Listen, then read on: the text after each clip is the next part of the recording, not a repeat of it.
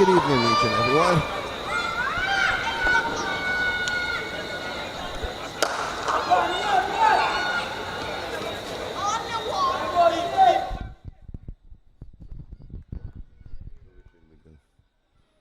Good evening, each and everyone.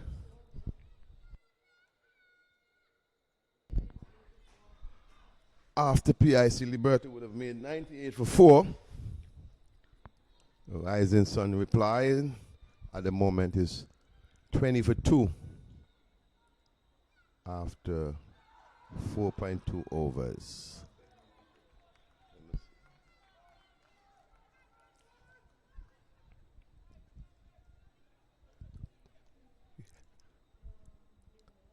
commentary is coming to you from the Richards Cricket Stadium, North Sound St. John's, Antigua.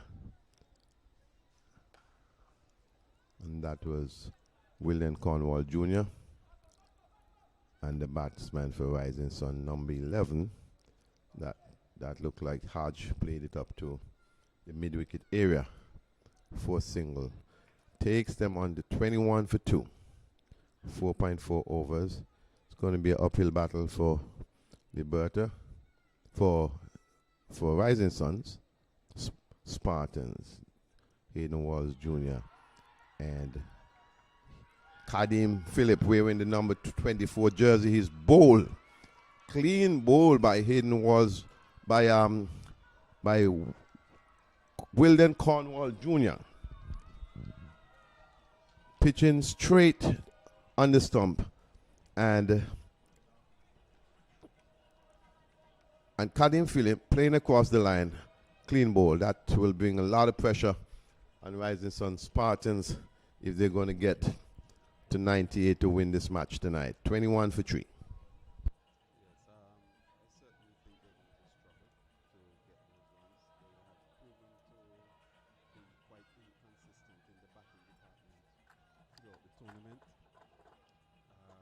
Kadim was looking good when the deliveries were pitched up to him and he was able to drive to the covers. But whenever he looked to force the issue, he certainly looked out of sorts and wasn't connecting at all with any of the deliveries. And this time, trying to slug sweep over mid-wicket, was beaten and comprehensively bowled off stop by the youngster William Cornwall. Yeah, it's uphill battle. Cornwall Jr. now has only bowled 4 ball and he has 1 wicket for 3 runs. He now will be bowling to, I haven't seen the replacement batsman as yet. The name has not popped up on the board, but I'm sure that we will get the information shortly. But Wilden Cornwall Jr., he's bowling here from the Sir Curtly Ambrose and at the Sir Richards Cricket Stadium, North Sound Antigua. Goes in now, bowls to the new batsman for Rising Suns, and that's a wide down the leg side. Shaq1 Hewlett, I'm told, is the new batter, and a wide ball delivered by Hayden Walsh, by Wilden Cornwall. I keep saying Hayden Walsh, I don't know why, but it's Wilden Cornwall Jr. Left arm seems to be bowling some leg spinners. How much the ball is turning from this distance, I can't tell you, but he again bowls Shaq1, cutting outside the off stump, missing, and the ball went right through to the wicket keeper, and there's no score. 25 for 3. Rising Sun Spartans trying to get to 99, I think, to win this game.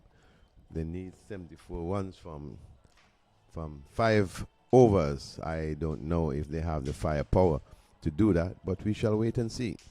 Yes, certainly the required run rate has now gone up to a little over 14 runs per over, and so far they have been struggling to get the ball off the square, so certainly it is definitely an uphill battle. I think that the PIC Liberta Blackhawks are really in the ascendancy. Actually, they were in the ascendancy after scoring 98 runs, and they've continued to pile on the pressure. Seems like Huey Smith. That one was outside the off stump. Batter driving outside the off stump, and he's run out. Wow.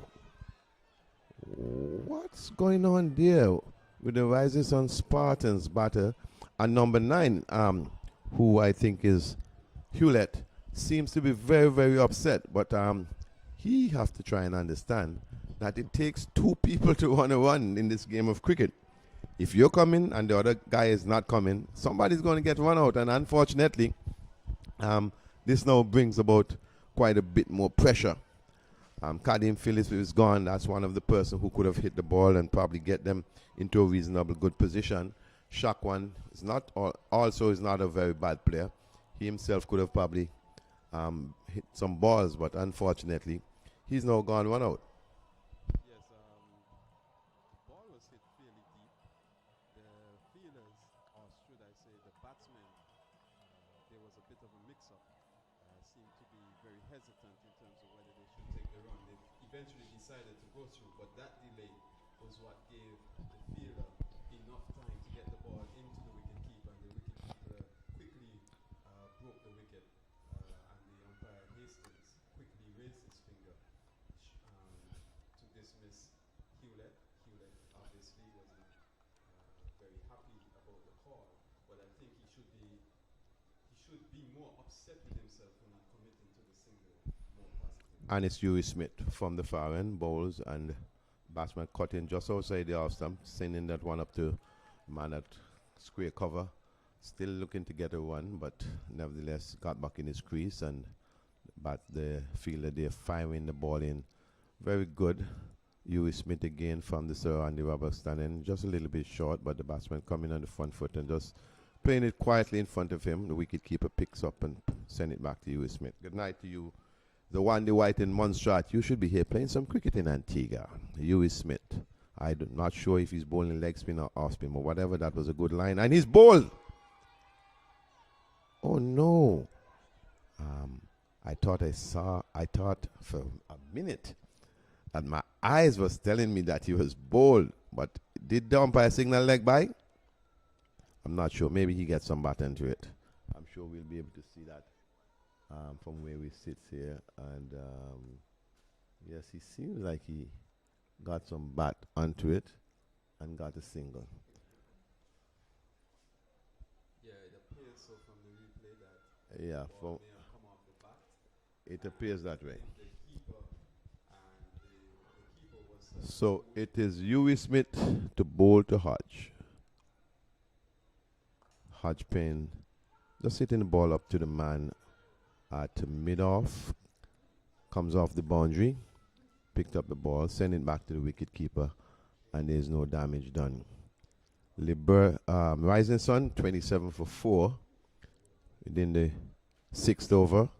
1 ball to go, except Huey Smith smaller wide or no ball. Huey Smith from the Sir Andy Roberts end, straight on the stump, and the batsman again just pushing it.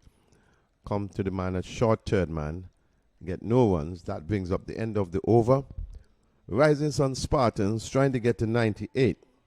27 for 4 at the end of 6 over. And here will come Zoel Bartley. Yes, another very successful over for the PIC Liberty Blackhawks, and the dismissal of Shakawan Hewlett by the run-out route, and they continue to lose wickets and continue to be very slow in their scoring rate, and so now the scoring rate or the required run rate has creeped up to 18 runs per over.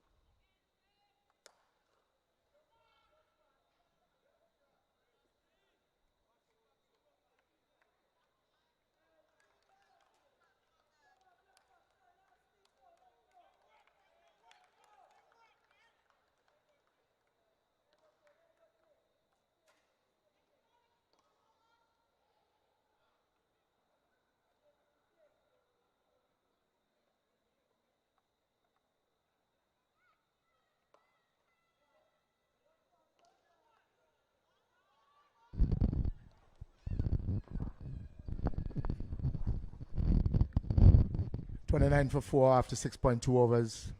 Still 70 runs to get. A huge task here for Rising Sun Spartans.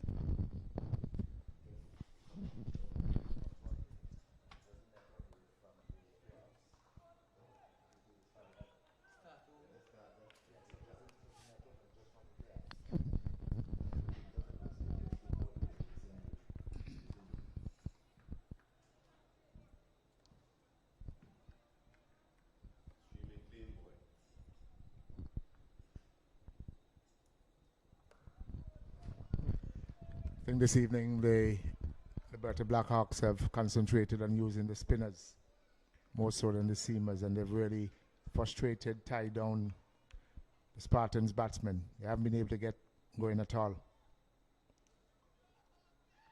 We always said that the batting was the weaker link for the Spartans. They're more competitive in the field. Their bowling But the batting, no one has really stood up. Last night, Melville Charles and Hodge did get them close.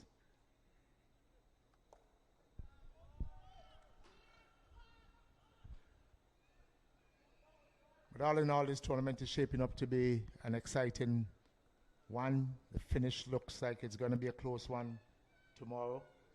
It's 4 teams that have qualified from the preliminary rounds into the playoffs in a round-robin scenario, no finals as such. However, if later this evening the new Winthorpes team were to go on to beat Bethesda and the Blackhawks were to beat the Spartans like they look like they will do, it will set up a straight final, a straight playoff finals, New Winthorpes versus the Blackhawks. But I'm sure Bethesda, CUB Bethesda has other ideas. Yes, Bethesda we certainly want to win tonight to make the tournament even an interesting one based on the competitions.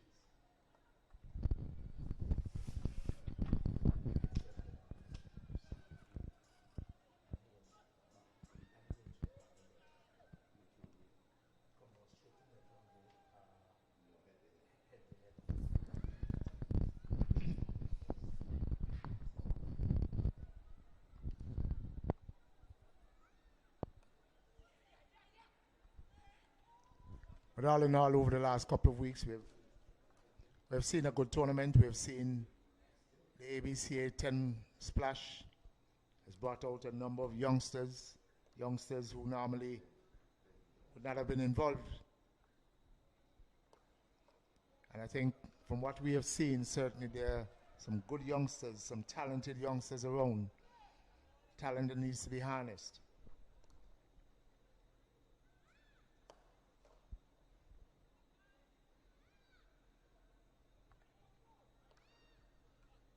I keep mentioning the young fast bowlers that I've seen in the Bethesda team. Tall, athletic, slim of build, but looking very enthusiastic. 2, 3, 4 of them.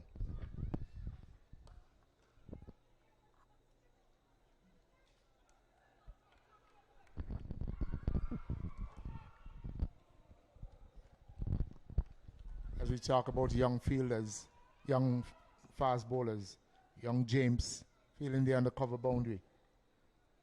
There's certainly one that has put his hand up.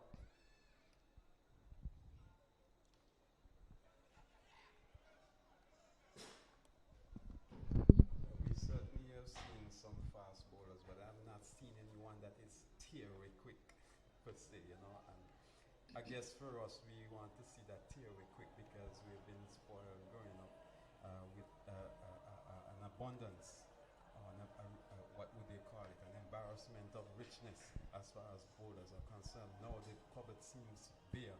One of the youngsters that have stood out to me in this tournament is the young left-arm spinner, Harry Lab, from the Combined Schools team. He has been not only economical, but he has also taken wickets throughout the tournament.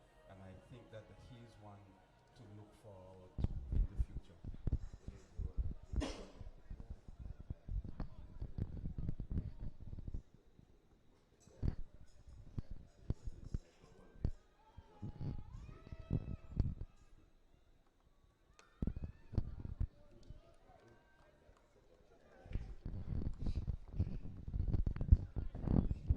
But then again, remember it's a T10 tournament. It's a young tournament.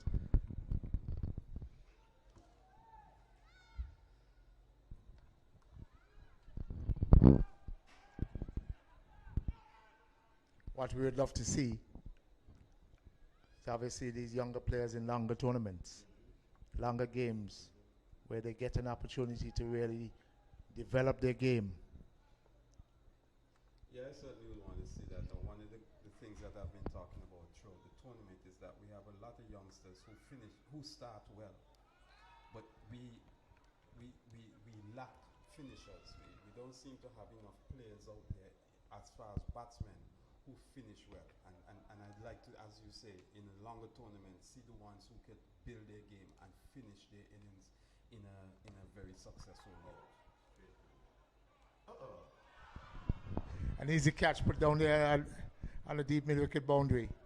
Looks like Nathaniel. He allowed it to come to him, had it under control, and it just hit the wrong part of the hand and popped out. Spartans making heavy weather of this total, this target.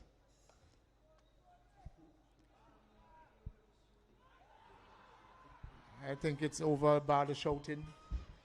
And as we continue to reflect, we're seeing another wicket go by the run-out route. I think he knew he was running, because he ran almost halfway off the field and then he glanced back to see whether the umpire confirmed his suspicions, which he did. So another wicket there going for the Spartans by the run-out route. As you talk about young batsmen finishing, I think last night we also saw a situation where mature batsmen, or more mature batsmen in the setup, also didn't seem to understand their role. Certainly that can be said of Devon Thomas. Got his team into a very good position. One where we expected that with his experience he would have guided his team home.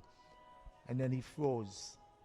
Are you talking about the final game in the preliminary round? Yeah, we're talking about the game last night, Bethesda versus Liberta. But even in the final game in the preliminary round, I think he did quite a poor job of bringing his team home. They got through by virtue of the count back system, but they actually ended up tying, and I think it was a situation where he should have taken the team all the way to a victory instead of getting into that count back situation. Even the situation with the Spartans in their game coming down towards the end, they were looking to hit the fast bowler straight, looking to hit more straight. And when more went back of a length, they were still trying to hit him down the ground when there was only a man at backward point. And once they got, that was the gap. Once they got that ball past backward a point, a boundary was there for the taking. Chasing 14, they picked up 8 runs off the first 2 deliveries and still couldn't get to the finish. And that also is another flaw in the players. The players certainly sometimes are not very aware of what is going on the field.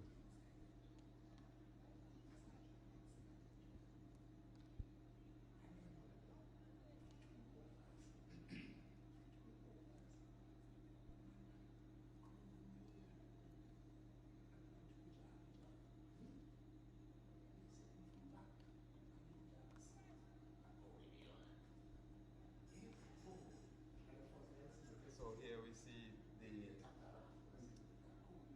goal of Meander James coming back on from the southern end. This time it's the Sandy Roberts end. He bowled his first over, conceded 10 runs in his first over, but now he'll be bowling his second over. And he'll be bowling to Darren Donner,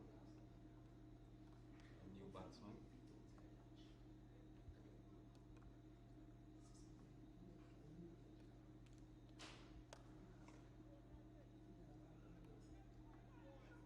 Yes, and for a lot of you individuals who have followed international cricket, I don't know if you would have seen the game last night, the test match between Australia and India, where India suffered one of the amazing collapses ever in test cricket, where they were bowled out for 36 by Australia.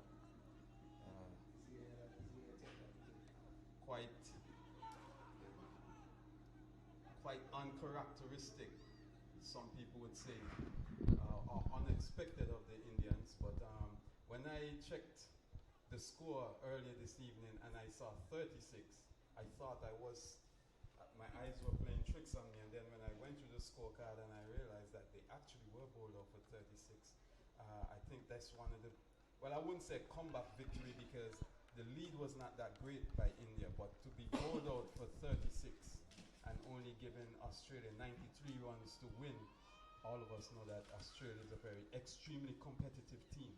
And they were not going to go down without fighting, and they certainly fought. And basically not only fought, but just completely dominated the Indians. Back in action here at the Sir Vivian Richards Cricket Ground, James bowling again to Baltimore, who just pushes it up the track. They take off for a single, and only the miss by Meander James, as he tried to effect a run out, allowed them to get that single. Yes, you're talking about the international game. You know, there's not so much I want to say about it being a Virat Kohli disciple. And as I saw the wicket stumbling, my only thought, well, here's going to be a master class by Kohli, probably getting 100 with the final, you know, with the last man in with him or something of the sort. But it was a clinical display by the Australian seamers. But just getting back to this tournament, though, 45 for 5, 9.5 overs. This is a small score. This is going to be a huge bonus to the net run rate of the Liberta Blackhawks. They will certainly take that, and basically a win tonight and a very good net run rate puts them in a very, very competitive position to win this tournament. And the reason why I say that is this. Let's say, for argument's sake, they lose tomorrow. 3 teams end up with 2 wins, and each of the teams would have beaten each one time. It means now that it moves from head-to-head to net run rate. And if your net run rate is healthy, you certainly are in a very good position to be awarded or declared winners if that particular computation were to arise. Yeah, they've really advanced their standing, advanced their chances of being the first winners of this 10 splash tournament. I say the first winners, bearing in mind that over 20 years ago, that the ABCA did put on a 10 over tournament. So I suppose the defending champions from the last 10 over tournament may still stand, or just maybe the fact that the name Splash has been added to the tournament makes a fundamental difference. Whatever it is, though, I want to tell you that just the fact that there is cricket, just the fact that we're able to come out, people are able to come sit on the berms, socially distance themselves in the stands, the fact that Antigua has sent a firm message to Leeward Islands Cricket Association, to the West Indies Cricket Board, to the international world, that cricket is back in Antigua. That is huge. And we have President Rodney here with us. And Kuma, just want to say congratulations to the ABCA for conceptualizing the tournament, for positioning the ABCA and cricket in Antigua for what is about to come. And hopefully that we can stick within the new norms, that the developed protocols can be respected, that we can just respect each other, because ultimately that is what it comes down to as a people. We have to respect each other's space and respect the scenario that we're in. Well, I just put my goal because I've been asked repeatedly up to today at the golf course, why not a semi-final, 2 semi-finals and a final? And the idea was just very clear. We want to play cricket, and we think that giving the teams a better opportunity of playing a little bit more cricket, so everybody play against everybody. Because the reality is, as we mentioned before, there's no prize money in this game. The teams we ask the teams to come on board with us, try to make this thing possible. Let's get the cricket going via the COVID. And so we said, listen, you're playing for a trophy, but we did give all the teams what we would have called a small participation fee, which is okay, you know. But we're just saying that we went this time for each team in the final 4 play against each other. I know that people felt that, hey, listen, a semi-finals and finals is the right thing to do. But as far as we see, listen, this is what we did for this tournament. Come next year, as we're aware that we're going to have to play this tournament again. We know can't just shelf this tournament because it's a reasonable good tournament. And we have seen some batters who are playing real cricket strokes, and that's what we need to encourage the batters to do. Play real cricket stroke. When the ball is in your half and you have to hit full boundary, hit full boundary. I think one of the things that's come out of this playoff is that you've covered the quantity side of things, and we also covered the quality side of things. Because if you had gone to a semi-finals and a finals, you would have had a situation where 2 teams may have played 1 game, right, or you may have played for 3rd and 4th also, so maximum 2 games. Exactly. In this scenario, each team has gotten 3 games, exactly, in addition to the games in the preliminary round. Right. So, and in that is why I say quantity and quality has been covered at the same time. So again, it's concept. It's doing things outside the box. Yeah. Not pigeonhole ourselves into it has to be done this way. Right. You've introduced wides, 4 runs, no balls, 4 runs.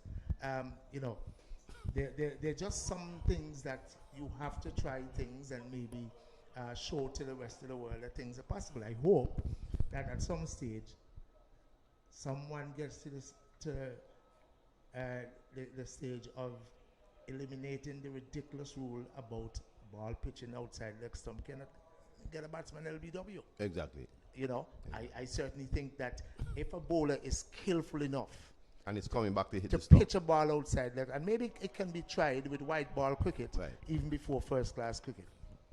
A bowler is penalized harshly Very harshly. for any margin down the leg side. Any margin of error. So if that bowler is skillful enough to pitch a ball outside the leg stump, bring it back to hit the deceive stump. the batsman to hit the stump, Should why be. not credit that bowler? Right. And you're going to credit him harshly if it doesn't come back, if it angles and keep its line and down the leg side. And you know, last night I was watching the game last night, and if my memory serves me right, and I'm sure our score is gone, I don't think Liberta had a wide or no ball.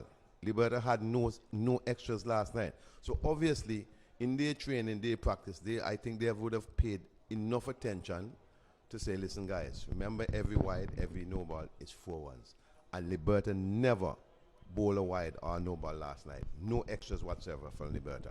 Again, and again, just to add on, I've been highly impressed with the number of youngsters that have come through. We've seen the combined schools, yes, but we've seen the other teams with younger players also coming through the ranks, getting the opportunity. My major concern, though, is bringing them through in this 10-over game, in this 20-over game. You know, I really want to see those youngsters, you know, being given the opportunity. To the next version. Yeah, being given the opportunity for 2-day games, longer cricket, that they can, you know, I think it's an easier transition from the longer game. That is going to be totally be up to the clubs. That is going to be totally up to the clubs, right? Because why they're going to be totally up to the clubs? Because now you would have played them in this tournament. It's totally up to the clubs now to say, listen, we're going into the Super 40 or we're going into the 2-day games to give them an opportunity to bat as long as possible and just try to bring them through. Give them some time because it's not going to happen overnight. Yeah, I certainly agree with Kuma when he said it's up to the clubs, because the clubs still have to determine who they want, what resources they want to be out on the field. And I think one thing maybe the ABCA could encourage is, hey, you have your roster, you have X amount of young players. We'd like to see that you are encouraged, that you put more of the younger players. Obviously, the teams want to look at productivity too, because it's a competitive tournament. So they're certainly going to look at winning. But I think development is better served when your younger players are playing and give them an opportunity to develop their craft while they're on the field. I can tell you only one recommendation I'm going to have. I don't know about telling them how much youngsters to play. I feel that the time has come for us to forget about internationally about these two bungster rules and so forth. Listen, I remember playing in tournament in Antigua. I remember playing against Ghana. What's his right name again? Jensen Joseph. And Jensen Joseph would have bowled me 5 overs of bumper. I remember making 98 in the game. But it wasn't easy. And I'm saying if we're going to encourage people to be able to hook and pull and cut again, so this thing about 1 over, 1 bumper per over to a batsman and things like that, I think that it's got to be crazy. Hey, if you look at the game last night in the second innings, when the youngster there who ended up making 50, you remember they were peppering him with a whole bunch of bouncers. Bumrah was attacking him. And at one time, Bumrah rushed into his elbow, I think. And he probably decided to himself, hey, I am going to counter-attack. And what happened when he started counter-attacking? He started hooking and hitting 4s. And I think that is these are things that help to develop character among your youngsters. When they determine to themselves, hey, I am not going to be intimidated anymore. I'm going to be the intimidator out there with the bat.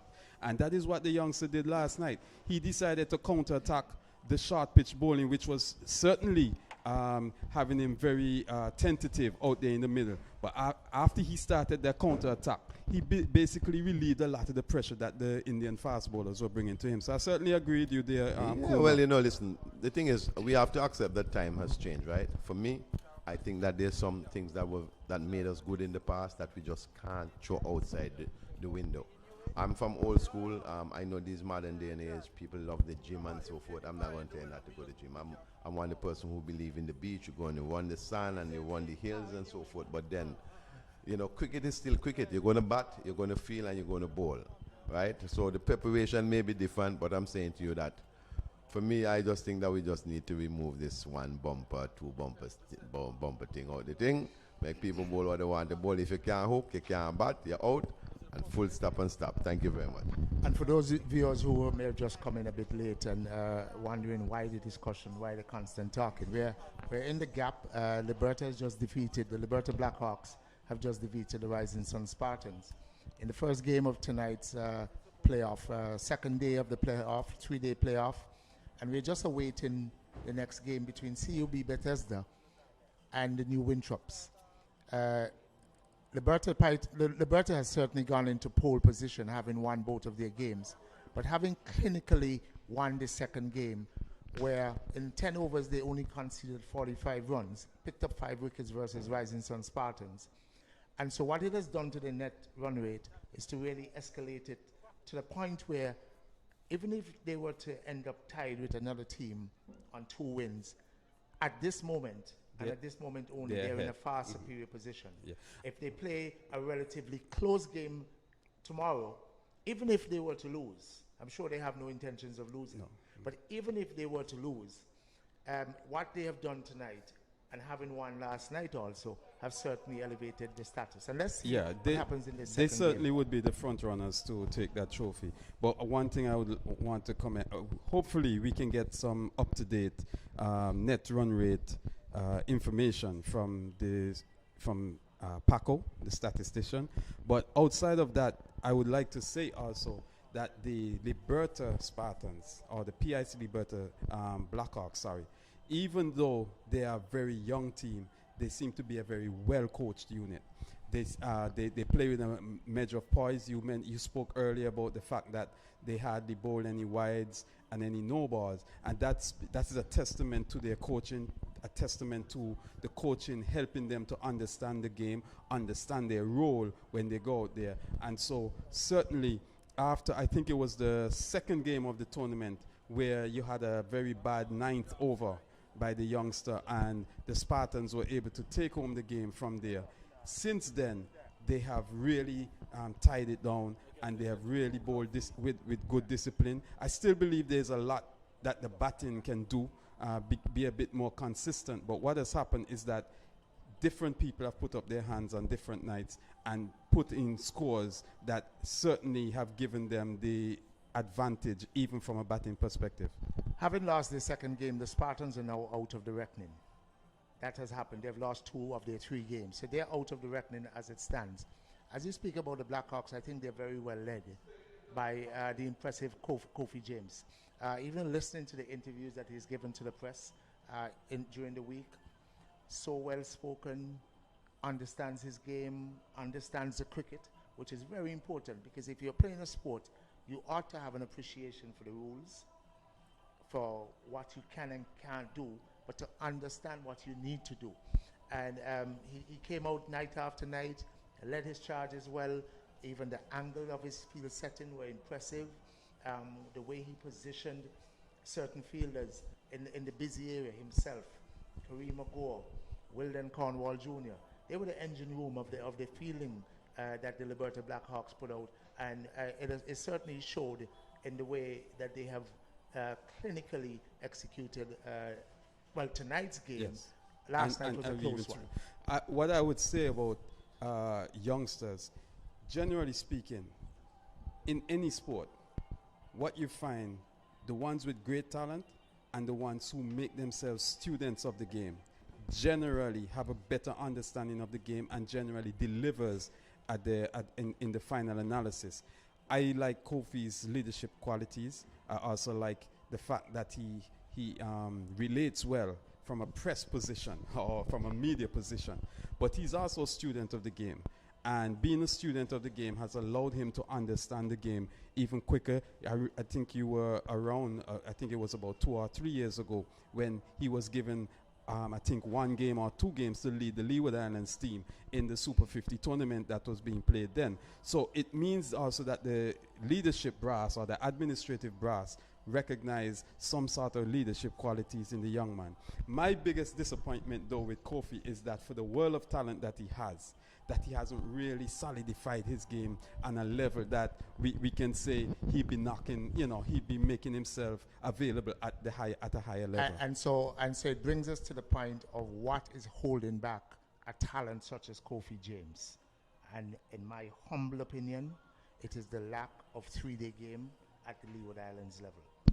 I think 3-day games may be one of the issues, but I also believe, and I've been watching and observing and even talking to some of the youngsters, and I believe there still needs to be some measure of mentorship for some of these players. And I think if you were to combine both, I think we can, it might seem for someone not very significant, but if you were to combine both, I think we could see a significant difference in the cricket that is being played. And yes, totally agree, the mentorship part, the mental side of things. However, there is not the platform.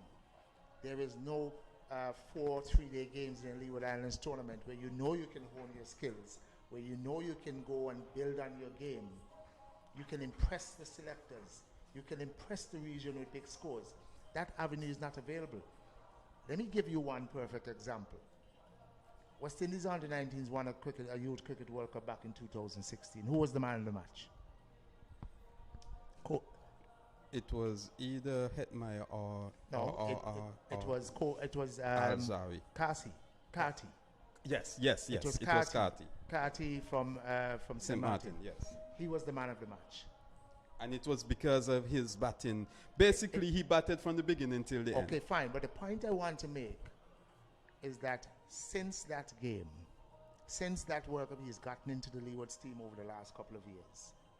The only time that Casey Carty plays red ball cricket, the only time that Casey Carty plays cricket for more than 1 day is when he plays a first-class game for the Leeward Islands. He does not have the opportunity to go into a Leeward Islands tournament knowing he's going to have 3-4 3-day games, look to score 2, 3, 4 centuries, understand his game, build around his game, and then look to take it to the next level. Every time he's being judged thereafter, he's playing representative cricket for the Leeward Islands. Plays white ball cricket for maybe at the Leeward Islands tournament if there's one. But and white ball cricket is cool and smooth. At the regional level, he's not getting the opportunity to but develop his skills. I think what is happening also is that the Leeward Islands Cricket Board, they're taking steps towards addressing that situation, and hopefully some of those initiatives that they want to put in place come on stream very quickly. I think some of it was derailed by the COVID-19 again, and it's good to blame COVID-19 for a lot of things, but what we're hoping is that coming out of it, and now that we're getting back into a situation where competitive or spectator sports can be played, that some of these initiatives that want to be implemented or are plans at this moment will actually be implemented, and so that our youngsters, as you quite rightly as is suggesting, that they can certainly go out and develop their game in the longer version. Because I had this comment to someone, and I said, look, a lot of these first class players who are electing to play just 2020 cricket, their game is going to fall off. And the reason why I said that is because the longer version of the game helps you to understand the areas and the deliveries that you can play and the kind of shots you can play from certain deliveries. I'm sure you as a batsman, you will get a delivery that you push back down the pitch to the bowler, and then in your mind you're saying, boy, that one I could have hit through mid-wicket now. So you get an understanding, you get a better understanding of the game when you spend time out there just playing the game according to the merit of the ball. And then, so when you go into the shorter version where the onus is on you to score a little more positively, a little more aggressively, you already have an idea which deliveries you feel comfortable dispatching, and you can tailor your game around that. You know your game. But coming back to, again, this evening, we're looking to start the second game of the evening. It's going to be the New Winthorpes team versus Bethesda. If we were to look at the New Winthorpes team, I think coming into the playoffs, they were considered the team playing the best all-round cricket. I think they were peaking towards the end of the playoffs. Very well led by another very well-spoken young man. A university graduate. So. Well, again, a university graduate, Right. someone who's gone off and studied and obviously earned a degree. But he's mature. He's not a natural talker. Right. However, through his maturity, very introverted. through his maturity, you have seen and you have heard him. So he speaks when he has to speak. Yeah, you know. And we're speaking about Nino Henry Nino, yes. in this case. Yes. On the other hand, we have a Bethesda, very talented, some young players who apparently trained hard during COVID, were running the regular Bethesda to English Harbour and back route, and they have been impressive. And as you even mentioned, I spoke to Wilden Cornwall some time ago, and he kept saying that the fast bowling generator or machinery is going to come out of Bethesda, and you've been alluding to that throughout the tournament, being impressed with the young fast bowlers coming out of Bethesda. So again, there's something going on there that is recognizing talent and giving talent an opportunity in the game. And here's the advantage that these young players from Bethesda have. They have 3 international players. 3, we can now call them former West Indies players. Yes. Anthony Iroots Martin, Gavin Tom, and Devon Thomas. Yes, 4 certainly. in their ranks. And Yes. so certainly there is a platform, there's a template, there's something that they can learn. I certainly think that there is a template there for them to piggyback off of and to go further. And I heard Gavin Tong some time ago in an interview, and he certainly wants to give back to his community in terms of what he can offer as a coach, mentorship, etc. And I believe if he can do that in a positive manner, that Bethesda cricket will continue to remain strong.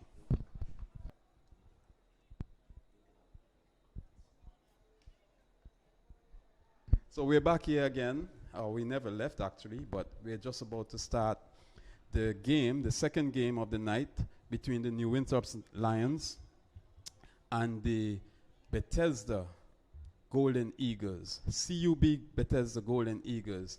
The New Winthorpes team, the Lions, are batting. I don't know if they won the toss or elected to bat. We'll find out.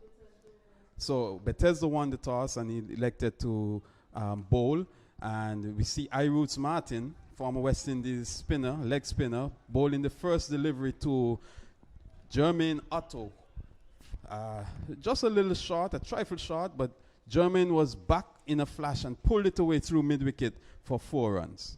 Good shot there by Jermaine. He was skidding on it. It was short, but it wasn't bouncing very high. And he is back early. Jermaine is not known to be very prominent against spin. But he pulled that one through mid-wicket, hit it hard, flat, and picked up a good 4 runs. Certainly.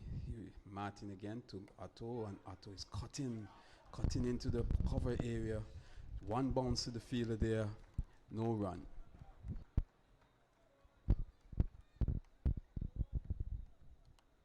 Good conditions here for cricket.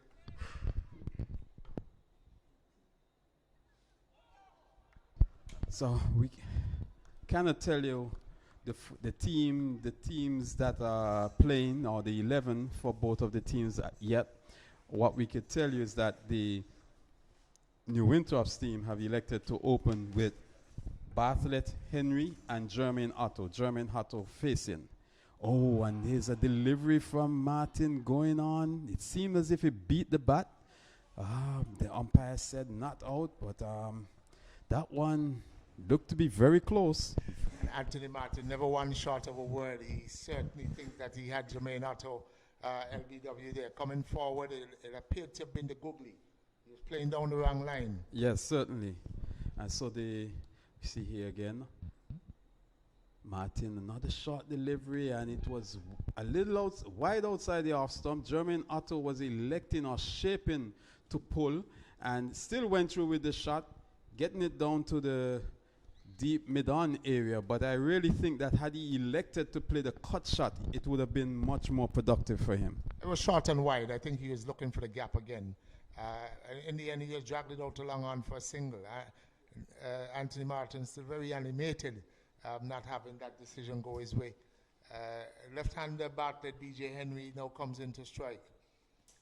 A young man who would have come through the ranks of cricket from the technical academy days with Hayden Walsh. Yes, and still we see Martin into Henry, and not Henry, yes, Henry, Bartlett Henry, and he pushes it out into the square cover region for no run, bringing up the end of the over. First over bowled, 5 runs scored, no wickets. Bartlett Henry is one of our student athletes, as was mentioned last night. He was man of the match in the game last night, scored 30. Currently enrolled, I think he's doing sports management, UE Caville, Barbados. Plays for one of the UE teams in the local championships in Barbados.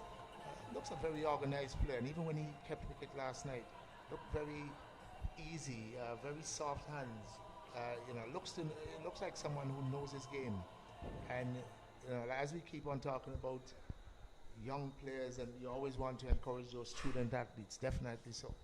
Yes, certainly, and it's a good thing that he can be a student in a foreign country and still have the opportunity to continue playing. So here we see the new bowler. We'll get the name of the bowler to you in a moment, but he is running in from this Andy Roberts end.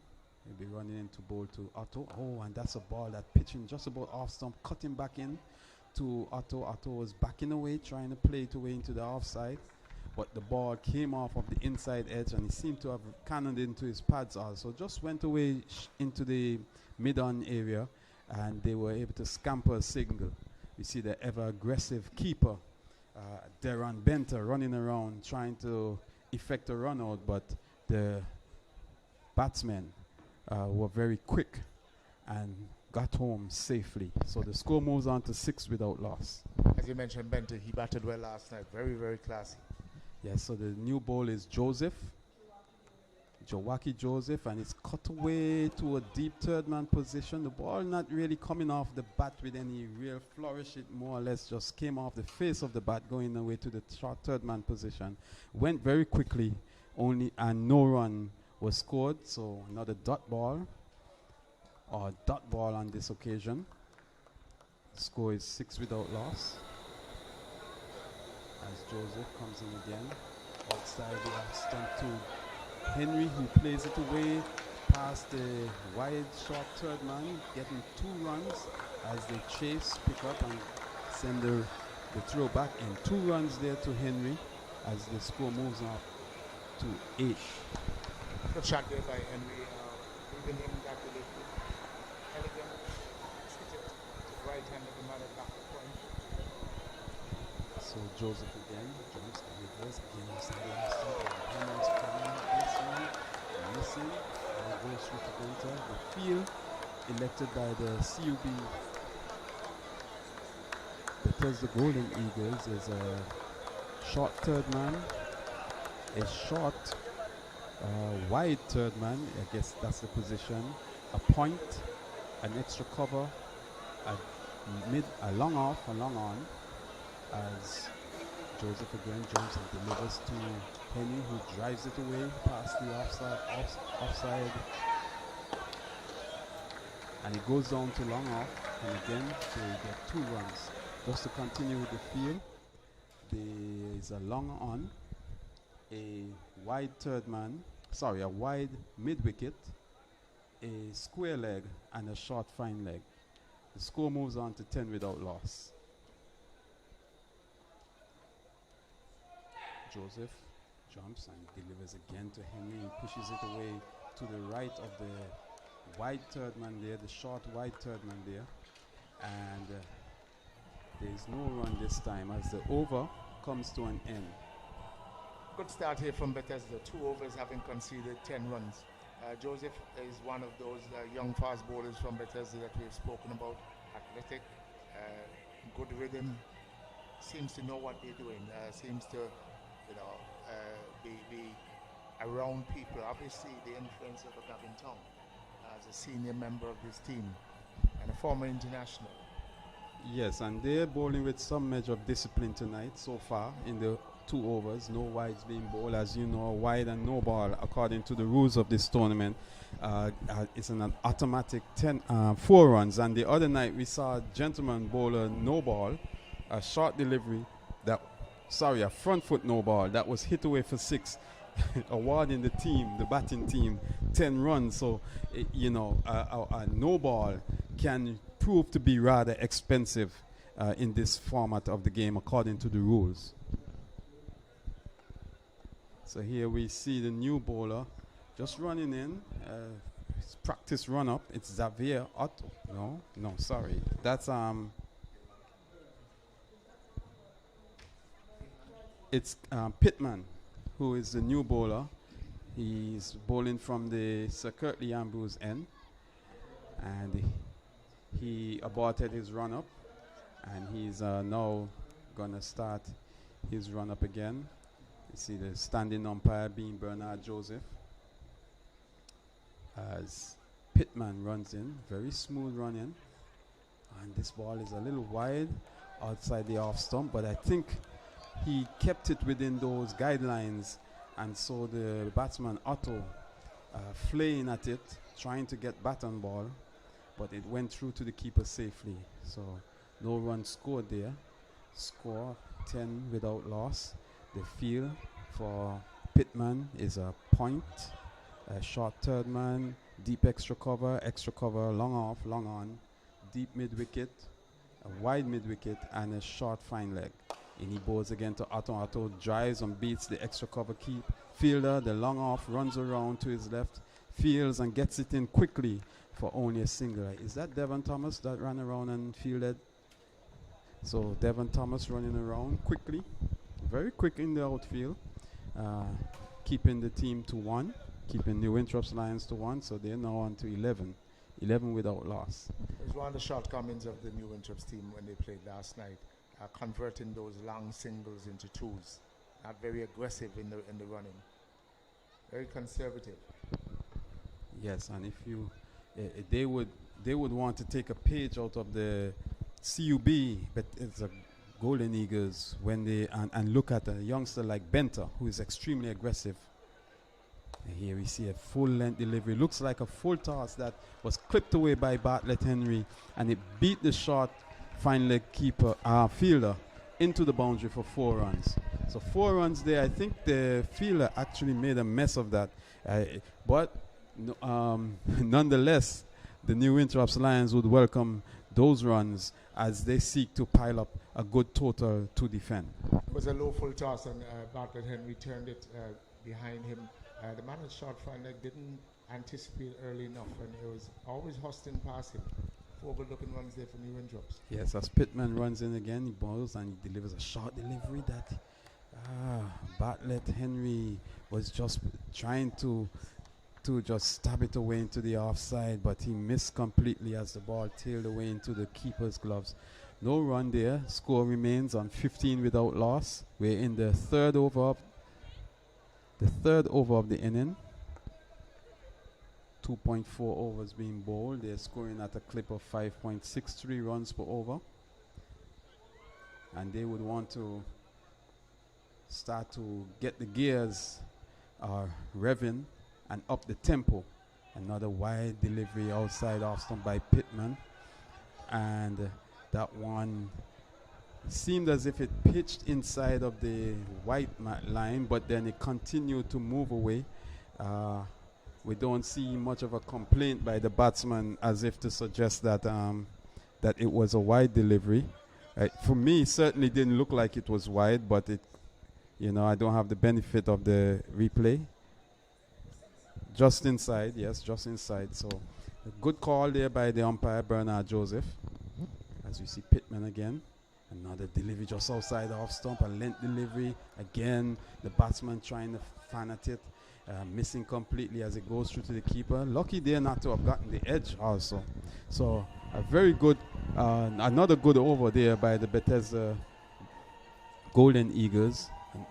Over by Pittman outside of the one boundary that he conceded in the over. Only 5 runs scored in this over.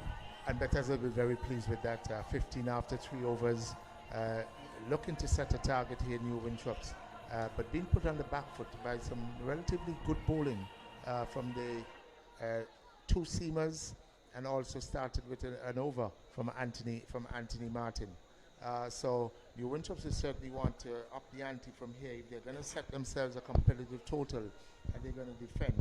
If they're going to put themselves in a position where they can join the PIC Blackhawks on 2 wins after 2 games. Bethesda, having lost the PIC team last night, certainly would want to get their name in line, would want to win this game and give themselves an opportunity tomorrow. Bethesda team play against the Rising Sun team, and they're looking to see if they can win tonight, win tomorrow night, with a very huge advantageous run rate, and put themselves in a position to be considered winners of this championship. Yes, certainly they would want to they would really want to press home the advantage. And so we see a new over here being bowled by Eason Warner. First delivery being played away into the offside by Otto. Single, man coming in from the long off boundary, just limiting them to 1 run. The score for the field for Warner is a long off, long on. Deep mid wicket, deep square leg, short fine leg, short third man. As Warner bowls again, he bowls. This ball is pitched just outside leg stump. Length ball, and Bartlett Henry pounced on it very quickly, hit it away over deep square leg for 6 runs. Very length early, picked it up yes. early, rocked on the back foot, and dispatched it way over deep mid wicket. That's a big hit. Yes, and he showed very good footwork there to get himself in position and play it away. It cleared the actual playing field as it went away for 6 runs. Very big hit. He never even considered hitting that for 4. He was always going up and under. Yes. So Warner again, it's a full-length delivery and he plays at it. It looked like it may have missed or come off the bottom of the bat, or maybe cannoned into the pad, or whatever it was. The short fine leg fielder, looks like Martin, came in very quickly, limiting the batsman to no run. Here he is playing this one away in the air to the long off region, gets only a run. So the score now moves on to 23, I think. That's 23 without loss. We're in the 4th over being bowled. New Winthorpes Lions certainly looking to score big here as Warner bowls again to Otto, and Otto is getting this one off the inside edge, and it cannons off of the keeper's pad. It goes out in the offside. They scamper through for a single as Benter tried to effect a run out but missed. They're living dangerously there. Otto is actually the engine room of this New Winthorpes batting, and he's been kept off strike, not getting enough of the strike to make a big impact at this stage. But Bartlett Henry is certainly trying to make up, and as he faces Warner, who bowls, this one is on just about the middle stump, and he plays it away. Wow, what a big hit! That one went straight away over long on into the blue seats on the southern side of the grounds in the Sir Andy Roberts end, and it is another 6 there by Bartlett. So he's really going big so far in this over. 2 6s so far in this over. As it brings up the end of the over, the score moves on to 30 for no wicket. It appeared to just be a jab from Bartlett Henry. It was a half volley, almost yanked him from this vantage point. But at the last minute, he just jabbed it and picked it up and hit it a long way, hit it into the lower tier of the stand, the south stand. That was a big hit by Bartlett Henry. Quite a surprise. Indeed, a massive stroke aloft. Good evening to you, Zorel, and good evening to all our listeners. The previous hit over the mid-wicket region, it went beyond the bleachers. It went into that area where the music is coming from. It was a tremendous hit by Bartlett. So he had 2 sixes in that over ball by Eason Warner, and the score has really rocketed up to 30 for no wicket. So we're watching a new over, and this is Pittman who is in operation. Ball in his second over. It's driven down to long off by Jermaine Otto. He gets a single. It's now 31 for no loss. As you were saying, Zorel, a must-win situation facing Bethesda Golden Eagles, because if they were to lose, they would be in the same position Rising Sun are in at the moment. Rising Sun are out of contention because they've lost 2 matches. So they will need to win to keep their hopes alive. Here is Pittman, and this is driven into the offside. Goes away towards the sweeper at cover. He scurries off the boundary, and the batsmen are limited to 1, 32 for no wicket. So it would mean a defeat for Bethesda, that the 2 winners from last night, and then it would be the 2 winners from tonight, would battle tomorrow for the championship trophy. Well, actually, New Winthorpes and the Blackhawks are playing in the final game. So if New Winthorpes were to win this evening, they certainly set up a straight-off final. Here is Pittman as he rushes in. Right arm over the wicket. This is a full toss, driven down the ground, beautifully driven as well. And it is stopped by the diving fielder at long on. That's Devon Thomas, making a very good save. It was hit hard, a low full toss from Pittman. And Jeremy Lauter hit it absolutely straight, just marginally missing the stumps of the non-striker's end. And Devon Thomas with a dive which just saved the ball from going over the rope. Wonderful feeling by Thomas. Here is a ball which Otto hits hard into the ground, gets it away down towards the long on position. I mistimed the drive. Given the ball at the charge, he saw him coming and he pitched it back of the length, and that negated the lofted drive that Otto would have attempted, and so he got only a run for it. The score has gone on to 35 for no wicket. As Pittman stands with hands akimbo as the left-handed Bartlett comes in to strike. He'll look to continue the momentum he started in the last over. He faces the fast bowler now, and he whips the ball away for 4. Beautiful stroke. A lovely shot there from Bartlett Henry, showing great composure. Waited on it, wait late, didn't try to hit it in front of him because he knew that there was only one man behind square on the onside. Well, the man had found that he just wanted to beat him. There's another man at deep square, but he was too square to have an impact. So good composure, good shot there from Bartlett Henry. Certainly picking up the momentum for his team as we approach the halfway stage of this innings. Timing the ball sweetly. That was exquisitely timed by Bartlett. So the Winthorpes Lions now just accelerating the scoring, and they will add to their score here because a wide is bowled down the leg side. So Pittman losing his control there and straying down the leg side. 4 runs added to the score. And the score has pushed on with that boundary with that wide to 43 for no wicket. So just a few minutes ago, they were in the 20s, now into the 40s. And this is over number 5 in progress. So they'll be looking to get a score in the region of what they got last night or even higher. Pittman into bowl to Bartlett, and left-hand is driving, gets it away down towards the wide long-on area, sprinting the first run, but Devon Thomas is equally fleet-footed as he gets very close to the 30-yard circle and fires the return on the bounce to Darren Bentop. The over has come to an end, and at the end of it, we have had 5 completed, a 44 for no wicket. New Winthorpes Lions sent into bat in this crucial encounter for Bethesda in the final round of matches in the ABCA 10 Splash. 44 out lost at the halfway stage. Definitely a foundation for the New Winthorpes Lions with the likes of Siobhan Moore, Nino Henry to come. I'm sure they'll be looking to surpass the 100 total, give themselves a good fighting chance, looking to defend that. They have a relatively good bowling attack.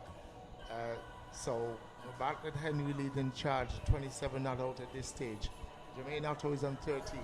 a bit starved for strike, and even when he's on strike, not timing the ball, looking to power it more than anything else, not looking to keep his shape and looking to find the gaps. On the other hand, Bartlett Henry has been powerful. He took one for 2 sixes in the previous over. He has taken 2 leg side boundaries past fine leg, and looking in good touch here this evening. Yeah, contrasting batsmanship so far by these two. Otto, as you said, not timing the ball, but Bartlett is timing it sweetly.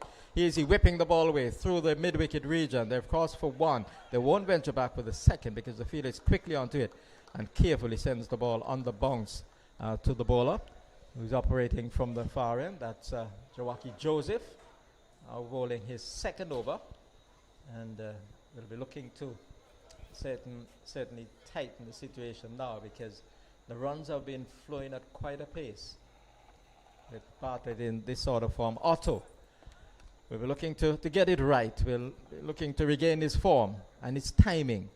He's swinging at this ball, gets a fortuitous boundary as the ball comes off the thick outside edge and goes between the keeper, Darren Benter, and the fielder in the circle at that short third man position. That looks to be Anthony Martin, and it has gone away for 4 runs. Down to third man. Yeah, going helter-skelter there. Even though that delivery was back of a length, he was looking to go down the ground. He could have a look around and realize that behind point, there are 2 fielders, a short third man and a man at backward point. But square of the crease on the offside, there is no one. That's where the gap is, because the man sweeping is straight at a straight cover. 1.2 overs, none for 10. Jawaki Joseph, you can see this is his 11th run as the ball is tugged by Otto down to the long on position, and the score has gone up to the 50 mark. So the 50 post had a half-century partnership between these two, and setting up a platform here for the rest of the batters to come and build on. Here is Jawaki Joseph, and it's down to third man for 4. A flash at that one outside the line of the off stump by Bartlett. It flew off the edge and went between the wicket keepers. It happened previously. This time it's the left-hander, and it went away down to third man for 4. So the runs are certainly flowing. 54 with no wicket in the 6th over. He was going to be bowling that line without a man at third man, because he's looking to bowl a full line, expecting the batsman to hit the ball up to long off and long on. But if he gets an edge like he did then, there's no one at third man. No, he's bringing in the man from a deep mid-wicket into the 30-yard circle and dropping that. That now is a better field if he's going to bowl that line. Joseph strides in and he bowls, and this is down the leg side, and it's going to be called wide. Yes, it's called wide by umpire James Trotman, and 58 now is the score. So the Eagles are just losing flight here. They're losing control. The balls have been put all over the place so far, and New Winthorpes Lions are really cashing in on the situation. They're having a run feast. They're having a Christmas feast as Joseph comes in, and this is driven hard down the ground massively. Tremendous stroke, and it has gone close to the side screen if he hasn't cleared the side screen. That's a massive hit by Bartlett Henry. Tremendous stroke. We haven't seen Bartlett Henry in local cricket, obviously, because he's been away studying. That was a tremendous shot, Jack. And once again, no huge backlift. At the last minute, he almost punches it with a short jab. That was a big hit. That landed in the area where the teams are fielding, on the concrete landing there. That was a huge hit. We've seen 3 shots from him, 3 sixes. That says to me that this boy Bartlett Henry has something about him. Yes, he has class, and he has a variety of strokes as well. He has hit the ball through the offside. We saw that last night when he executed an exquisite extra cover drive very early in his innings. It went for 4. And tonight we have seen some flick shots off the pads. We have seen the straight drive. We have seen the hit over long on. We have really seen it all so far from him, and he looks to be in terrific form. Let's look at his score.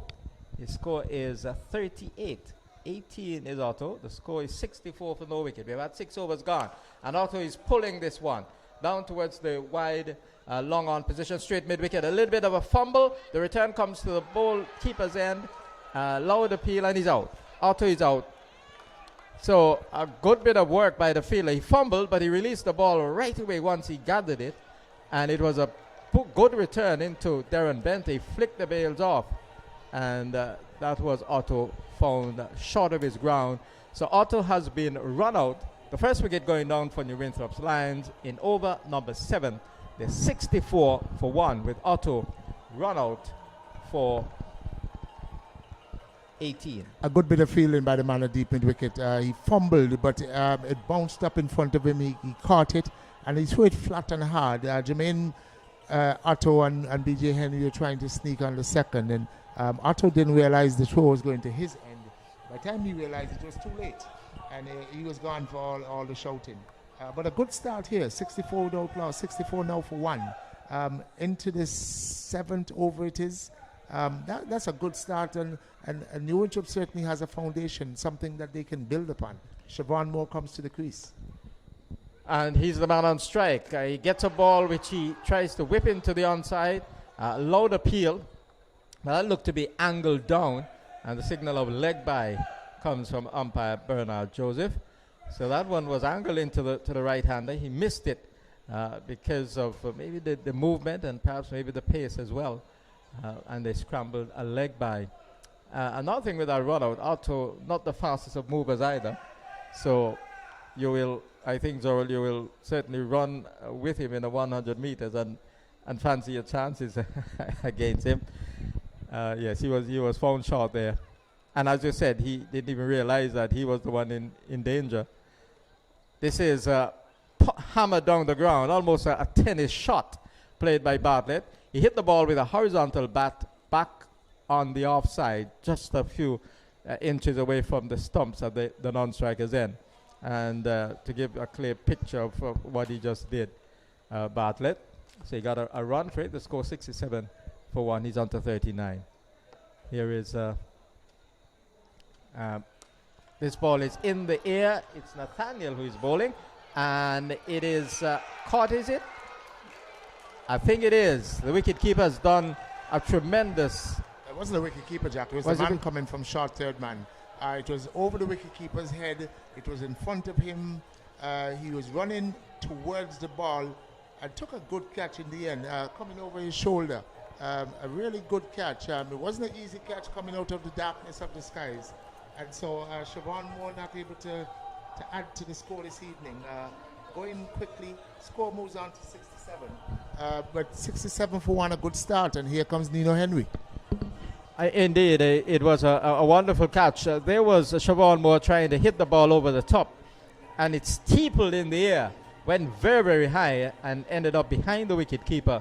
And there was that catch taken by the fielder running around and doing very, very well to get there. So we've had a couple of wickets in the last few deliveries, but the start has been good, and they will still be trying to push hard to get up to a score in the region of 100, New Winthorpes Lions. So Bartlett is now at the striker's end, the batsman having crossed while the ball was in there.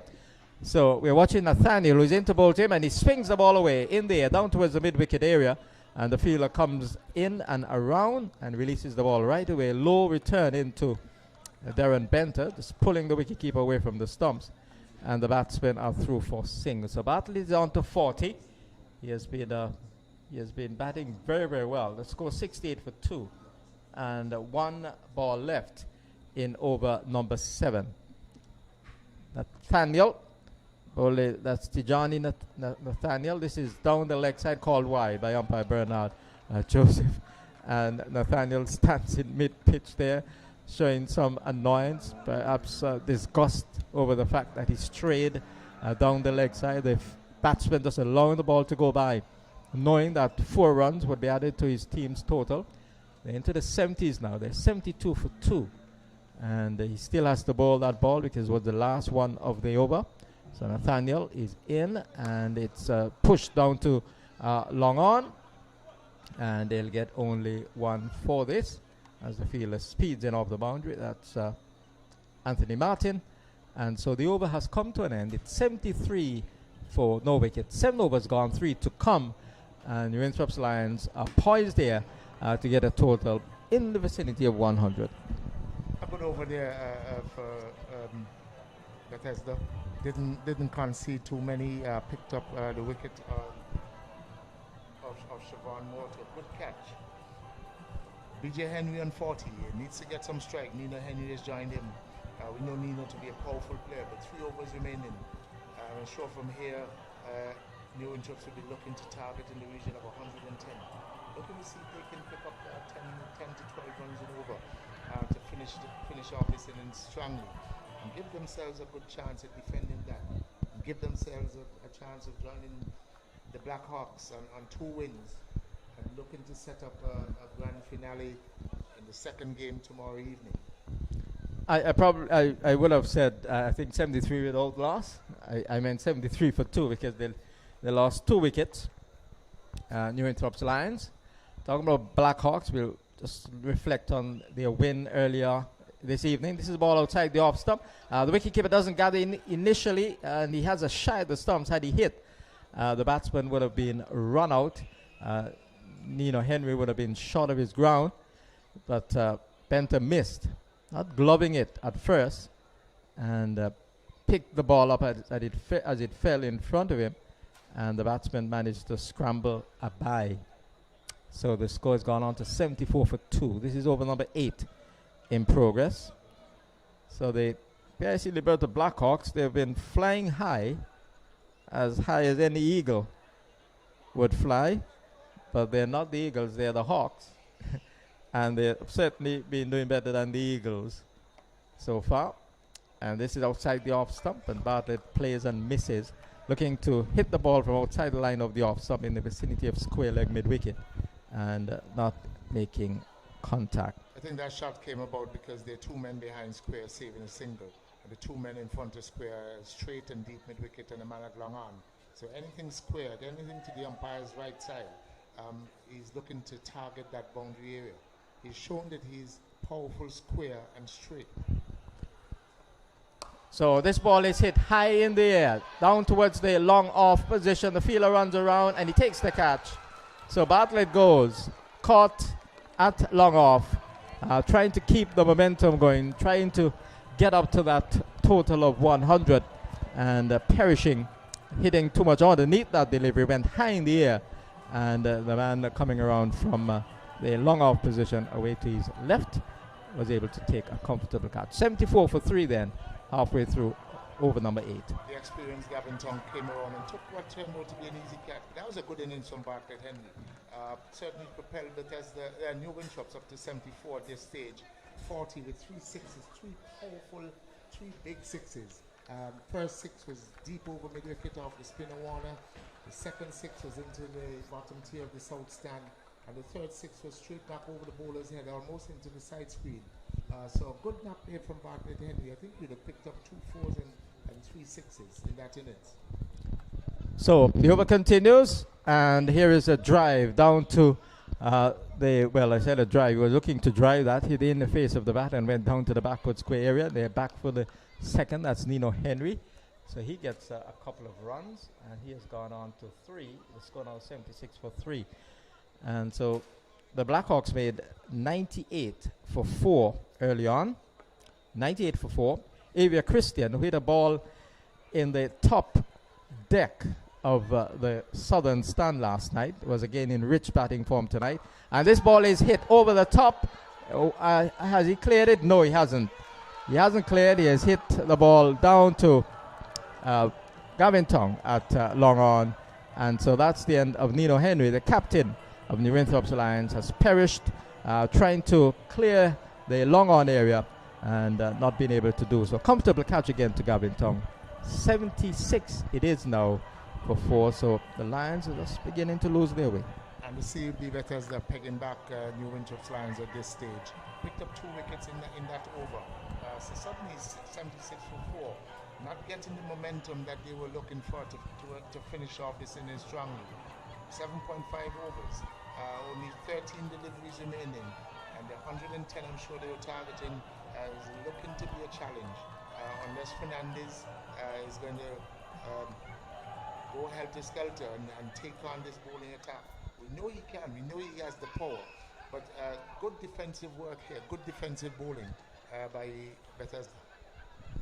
And Tariq Mason is the one in operation. He's on his way to bowl to Jamal Fernandez. Fernandez is driving down to the long on position, and he's caught. Yes, he is. So another wicket has gone down. Jamal Fernandez caught by Eason Warner, it looks like, at that long on position of the bowling of Tariq Mason. So a succession of wickets in this over, the 8th over of the innings, and they've subsided rapidly. They're now 76 for 5. Brilliant outfielding again by the CUB Bethesda team. That was a low catch. He was coming in off the long on boundary. The ball was falling in front of him. He always had to come forward. Made good grounds, went down in time, picked it up before it hit the turf. And when his hands hit it, he didn't roll over and lose control. So very good outfielding. We've seen some good catches here by the Bethesda team this evening. Certainly pulling back the new Winthorpes assault. 76 for 5 after that opening partnership by BJ Henry and Otto would have gotten them up to over 60. So Bethesda looking to finish well, looking to gain some momentum at the halfway stage, and looking to take that momentum into their chase. Yes, just going back to the first game. The Hawks made 98 for 4 of their 10 overs, 43 from the bat of Avia Christian, of just 24 deliveries, hit 2 4s and 3 6s in that knock. And 78 not out came from the bat of Joshua Thomas. And here is Anthony Martin bowling over number 9. The leg spinner is in, and the batsman is taken on the pad. Loud appeal. Umpire Bernard Joseph says not out. And they were looking to go for a leg by, but there was no chance, negated by the fast-moving Bethesda fielders. So in reply, Rising Sun Spartans, this ball is pushed into the offside, another dot ball, a very, very economical Anthony Martin. And Rising Sun made only 45 for 5 in reply. Martin is in, this is driven into the offside, not timed by the batsman. That's Andrew Jr. I think it's Hilroy Andrew, and got a run for it. 77 for 8 now. Just 3 balls left in over number 9. 1 over to come after this one. So Rising Sun Spartans, they could only muster 45 for 5 in reply. There were 2 wickets for Karima Gore. Ball is down the leg side, well, on the leg stump of the batsman, hits the pad, and the signal of leg by comes from umpire Bernard Joseph. So another extra to the score. But what is normally the case in the closing overs is not happening here. The runs are not flowing. Anthony Martin is in, and the batsman is swinging at this ball, misses outside the line of the off stump. So Hilroy Andrew not having an answer against the former West Indies leg spinner Anthony Martin. Yeah, New Winthorpes being 44 for 5 at the halfway stage, now almost at 4 overs after. They've only moved up to 78. Last ball in over number 9. Martin is in. It's driven by Hilroy Andrew down the ground. The long on comes around. That's Eason Warner. 1 run for the batsman. And Anthony Martin again quite economical. Let's look at his spell. He has had 2 overs, none for 7. 2 overs, none for 7. They're usually tight and economical.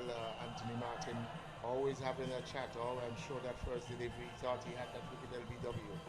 Never one to back down from a challenge, and certainly has defended the cause of his team here this evening. The Lions, the New Winthorpes Lions, are really struggling to finish this innings. I think it appears as if the wind has been taken out of their sail, and the Bethesda team are certainly finishing strong here. 1 over to go, 6 deliveries, and they would look to concede maybe not more than 7-8 runs out of this over, and set themselves a relatively small target. So the last over, first ball is driven away and it goes for 4. Really cut away down to the point position for 4 by Hilroy Andrew. So that will add even confidence to his batting, because he has been able to get the ball away since he's come out. But that was a lovely stroke.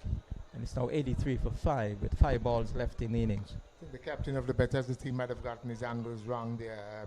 The man on that sweeping is a bit too fine. He should have been a bit squarer. Fast bowler Tariq Mason is in once more. Slow delivery. It's jabbed down by the batsman, Hilroy Andrew, and it just goes slowly away towards the extra cover area. They go for a run, 84 for 5. And the other batsman out in the middle has come up to try and do something here. They need runs. It's Marcus Francis, who is on strike now, a left-hander. So we have 3 left-handers in the top order, if you will. And he tugs it away down to long on. And there is Isan Warner coming quickly off the boundary. And only a single had. 85 for 5. Halfway through the last over of the innings. Yeah, 4 runs and then 2 singles. So 6 runs so far from 3 deliveries. New Winthorpes are certainly looking for more than that. They're depending on Andrew, who's now on strike, to find the boundary and find it with consistency with 3 deliveries to go. He's on 7. Here is Tariq Mason. Goes past umpire James Trotman. And this is heaved into the onside. He's going to be caught. He is caught. So it went as far as mid-wicket. The field on the boundary came in and judged it quite comfortably. And another wicket has gone down. So New Winthorpes Lions, they're falling in the closing stages here. They're now 85 for 6. The Winthorpes falling away. There it is, 85 for 6. But on the other hand, Bethesda looking to be a very well-drilled team, very brilliant in the outfield. They've taken their catches. They've put the pressure on the New Winthorpes batsmen, not allowing 2 runs, and we saw that brilliant run out in the outfield. So all in all, a very, very impressive fielding display by the CUB Bethesda. Yes, and just 2 balls left in the innings. Will they be able to get up to the 90 mark? We'll wait and see. Tariq Mason is in to bowl, and this ball is driven down the ground. They'll get only 1 here. Go straight to the man at long off. And they go for the single. Score now on to 86 for 6. 1 ball left in the innings. They will need a boundary to get up to the 90 mark. A 6 would carry them beyond that. But the trend in the last few overs, certainly in the latter half of the innings, has really been domination by Bethesda. They've really come back. Here is a last ball of the innings, and it's hit high in the air, down towards the long on position. The fielder comes in, can't get there, and they sprint back for the second. Will they try a third? They're going to try a third. The return to the bowler's end, and the bowler doesn't take it, and they'll go for a 4th. And this is really sloppy fielding by Bethesda Golden Eagles. They were just commented a while ago. By Zorel Bartley about the way they've really been distinguishing themselves in the field by taking catches and doing everything right. They lost it there in the very, very last ball of the innings. Let's hope those 2 extra runs they gave away don't come back to haunt them. The score has now moved up to 90 when it really should have been at 88. Bethesda scored, New Winthorpes scored 44 runs from the first 5. They've now scored 46 from the second 5. So 90 for 6. In the end, they've also slightly spoiled the figures of Mason. He's ended up with 4 for 13. Very impressive figures. 4 for 13 off his 2 overs. Good catching in the outfield. Brilliant outfielding in general by the Bethesda team, except for that last delivery. 90 runs on the board. New Winthorpes has a relatively good bowling attack. I'm sure they believe that they can defend that. They'd look to put pressure. They'd look to pick up some early wickets. They'd look to emulate the Bethesda team in terms of the fielding display. And let's hope that this game goes down to the wires. Let's hope it's a good tight game, a good tight finish, heralding the completion of this 10 splash with the grand finale tomorrow evening. Not a finals, but a grand finale in terms of 2 games on. The Rising Sun Spartans are already out of this competition, but the other teams all have a chance. PIC Blackhawks have certainly positioned themselves to be in the ascendancy. They had a brilliant display versus the Spartans, closed them down for 10 overs, only conceded 45 runs, would have certainly elevated their net run rate.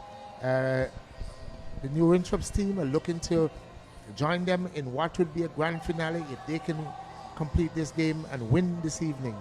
If the Bethesda team were to win, it sets up a scenario where multiple teams can end up with the same wins. It's an exciting one, Jack.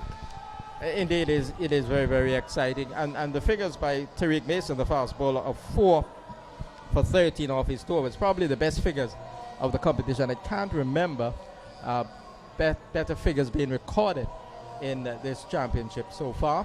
So really commendable work by Tariq Mason. He bowled very well. His line and his length, they were very, very consistent indeed, and mainly responsible for the comeback by Bethesda Golden Eagles. And his performance has given them that hope, that chance now of getting that score and keeping their hopes alive going into the final round of matches tomorrow. So we'll take a break from our commentary position at this time, and when the innings of Bethesda Golden Eagles starts, we'll be here to bring live coverage of it. Until then, we'll take a break.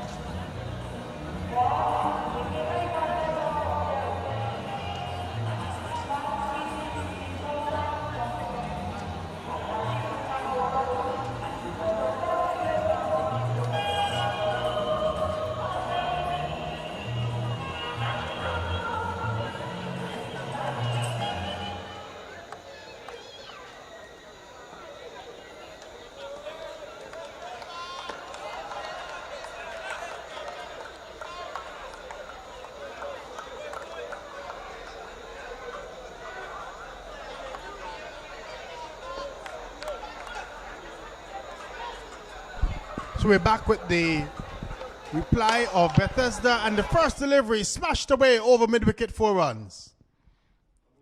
So Nino Henry with a short delivery to the opening batsman for Bethesda, and Benta it is that smashed that one over the mid-wicket region and picked up a boundary first off.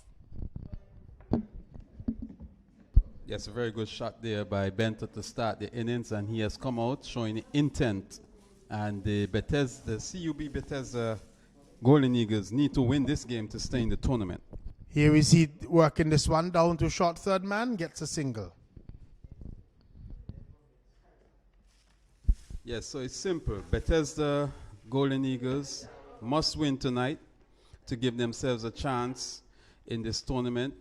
The New Winthorpe Lions, if they win tonight, it sets up a very exciting feature game tomorrow, where the 2 unbeaten teams will be playing for it the would make the championship. second game almost a finale tomorrow, like a final. This delivery steered away down to third man for another run by the left-handed Isan Warner. So 1 more to the total. It's on to 6 without loss in the first over. So New Winthorpe Lions need to win tonight to set up that finale. If Bethesda wins tonight and then tomorrow goes on to defeat Rising Sun, it means that the PIC Blackhawks could win it by defeating New Winthorpe in the second game. But if New Winthorpe were to win that game, it would come down to net run rate to determine the champions of this tournament. Here is another delivery right up to Benta. Benta is working this one into the offside field. Again, takes off for another single. So Yes, and they will be looking to capitalize on all the singles they can get. As we alluded to a few nights ago, both Benta and Warner are very aggressive between the wickets, and they are continuing in that same manner tonight. And playing sensibly, they've already had 3 singles in the over, along with the boundary.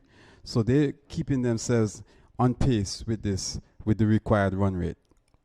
this delivery again, just steered away down to third man, a delivery outside the off stump from Nino Henry, and the batsman again having the presence of mind to work the singles.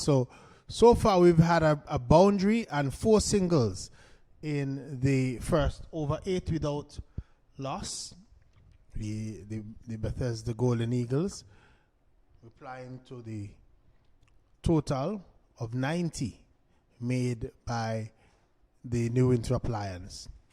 Here is Nino Henry with the final delivery of the first over, and the batsman is steering this one again down to third man. The fielder coming across, doesn't get there, and overshots it, and the ball goes into the boundary, and they picked up 4 runs. So a good over to start the innings. 12 runs coming from it for the Bethesda Golden Eagles. Benta is on 10, Warner is on 2, and a really good over that for the Bethesda Golden Eagles to start.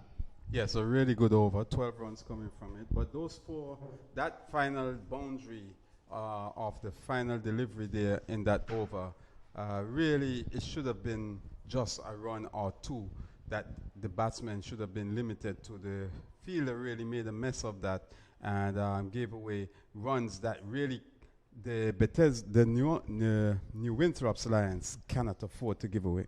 Cannot afford to give away, and it looks as if it's going to be Shavon Moore. He didn't bowl well last evening. He was knocked about in his game last evening. Here is he in to bowl to the left-handed Warner, and Warner is pushing this one out to the mid-off region. Thought of a single, but the single was not on as the ball was going straight to the fielder, and no run. It remains on 12 without loss in over number 2. Moore would want to bowl a good over. This one to pull back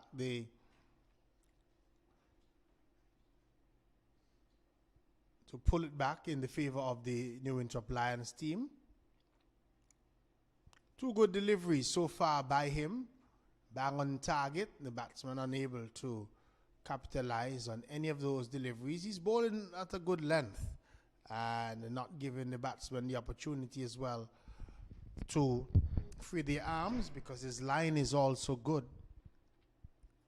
Yes, a good start so far by Moore, and he would want to tighten up in this over more or less to bring the game back into their favor.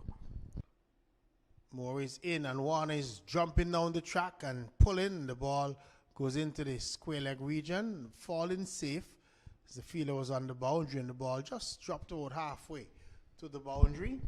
But Warner, that shot was a shot of desperation, thinking that, look, I had already batted a few dot balls. Let me try and see if I can get off the strike. In the end, no damage done, just a single, 13 without loss. Yes. Good adjustment, I think, by the bowler, because as we saw the batsman advancing, he bowled a very good short pitch delivery, was going at the batsman head. Benter gets a delivery that he's steering into the offside field, wanted the single sent back as the ball was going quickly to the field at point, and there is no run. So 13, it remains without loss. A decent crowd in this evening. And of course, trying to observe the COVID-19 protocols as much as possible, the physical distancing and all the other protocols that were put in place by the Antigua Barbuda Cricket Association. More. This time they're going to get a single as the ball was worked up on the onside. The bowler could not get across in time to prevent the possibility of a single. One more to the total. 14 without loss. So good over so far, because just 2 runs coming from it so far, and just 1 delivery to go. So Moore would want to end well here. Just 2 runs coming from his over so far.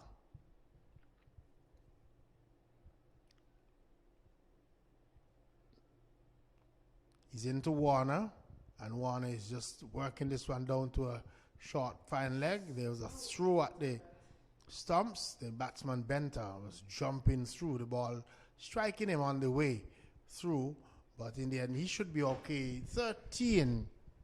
The total has actually gone on to 15 without loss at the end of over number 2. A very good over by Shavon Moore. Yes, very good over, very consistent length and line being employed by him, and not giving the batsmen too much to play at, and so limiting them to singles throughout the over, and bringing and more or less compensating for the over that was bowled prior to that, in which they conceded 12 runs. So with 15 runs, they've pulled them back again under the run rate and have increased the current or the required run rate that the Bethesda Golden Eagles would need to chase down and get to the winning total.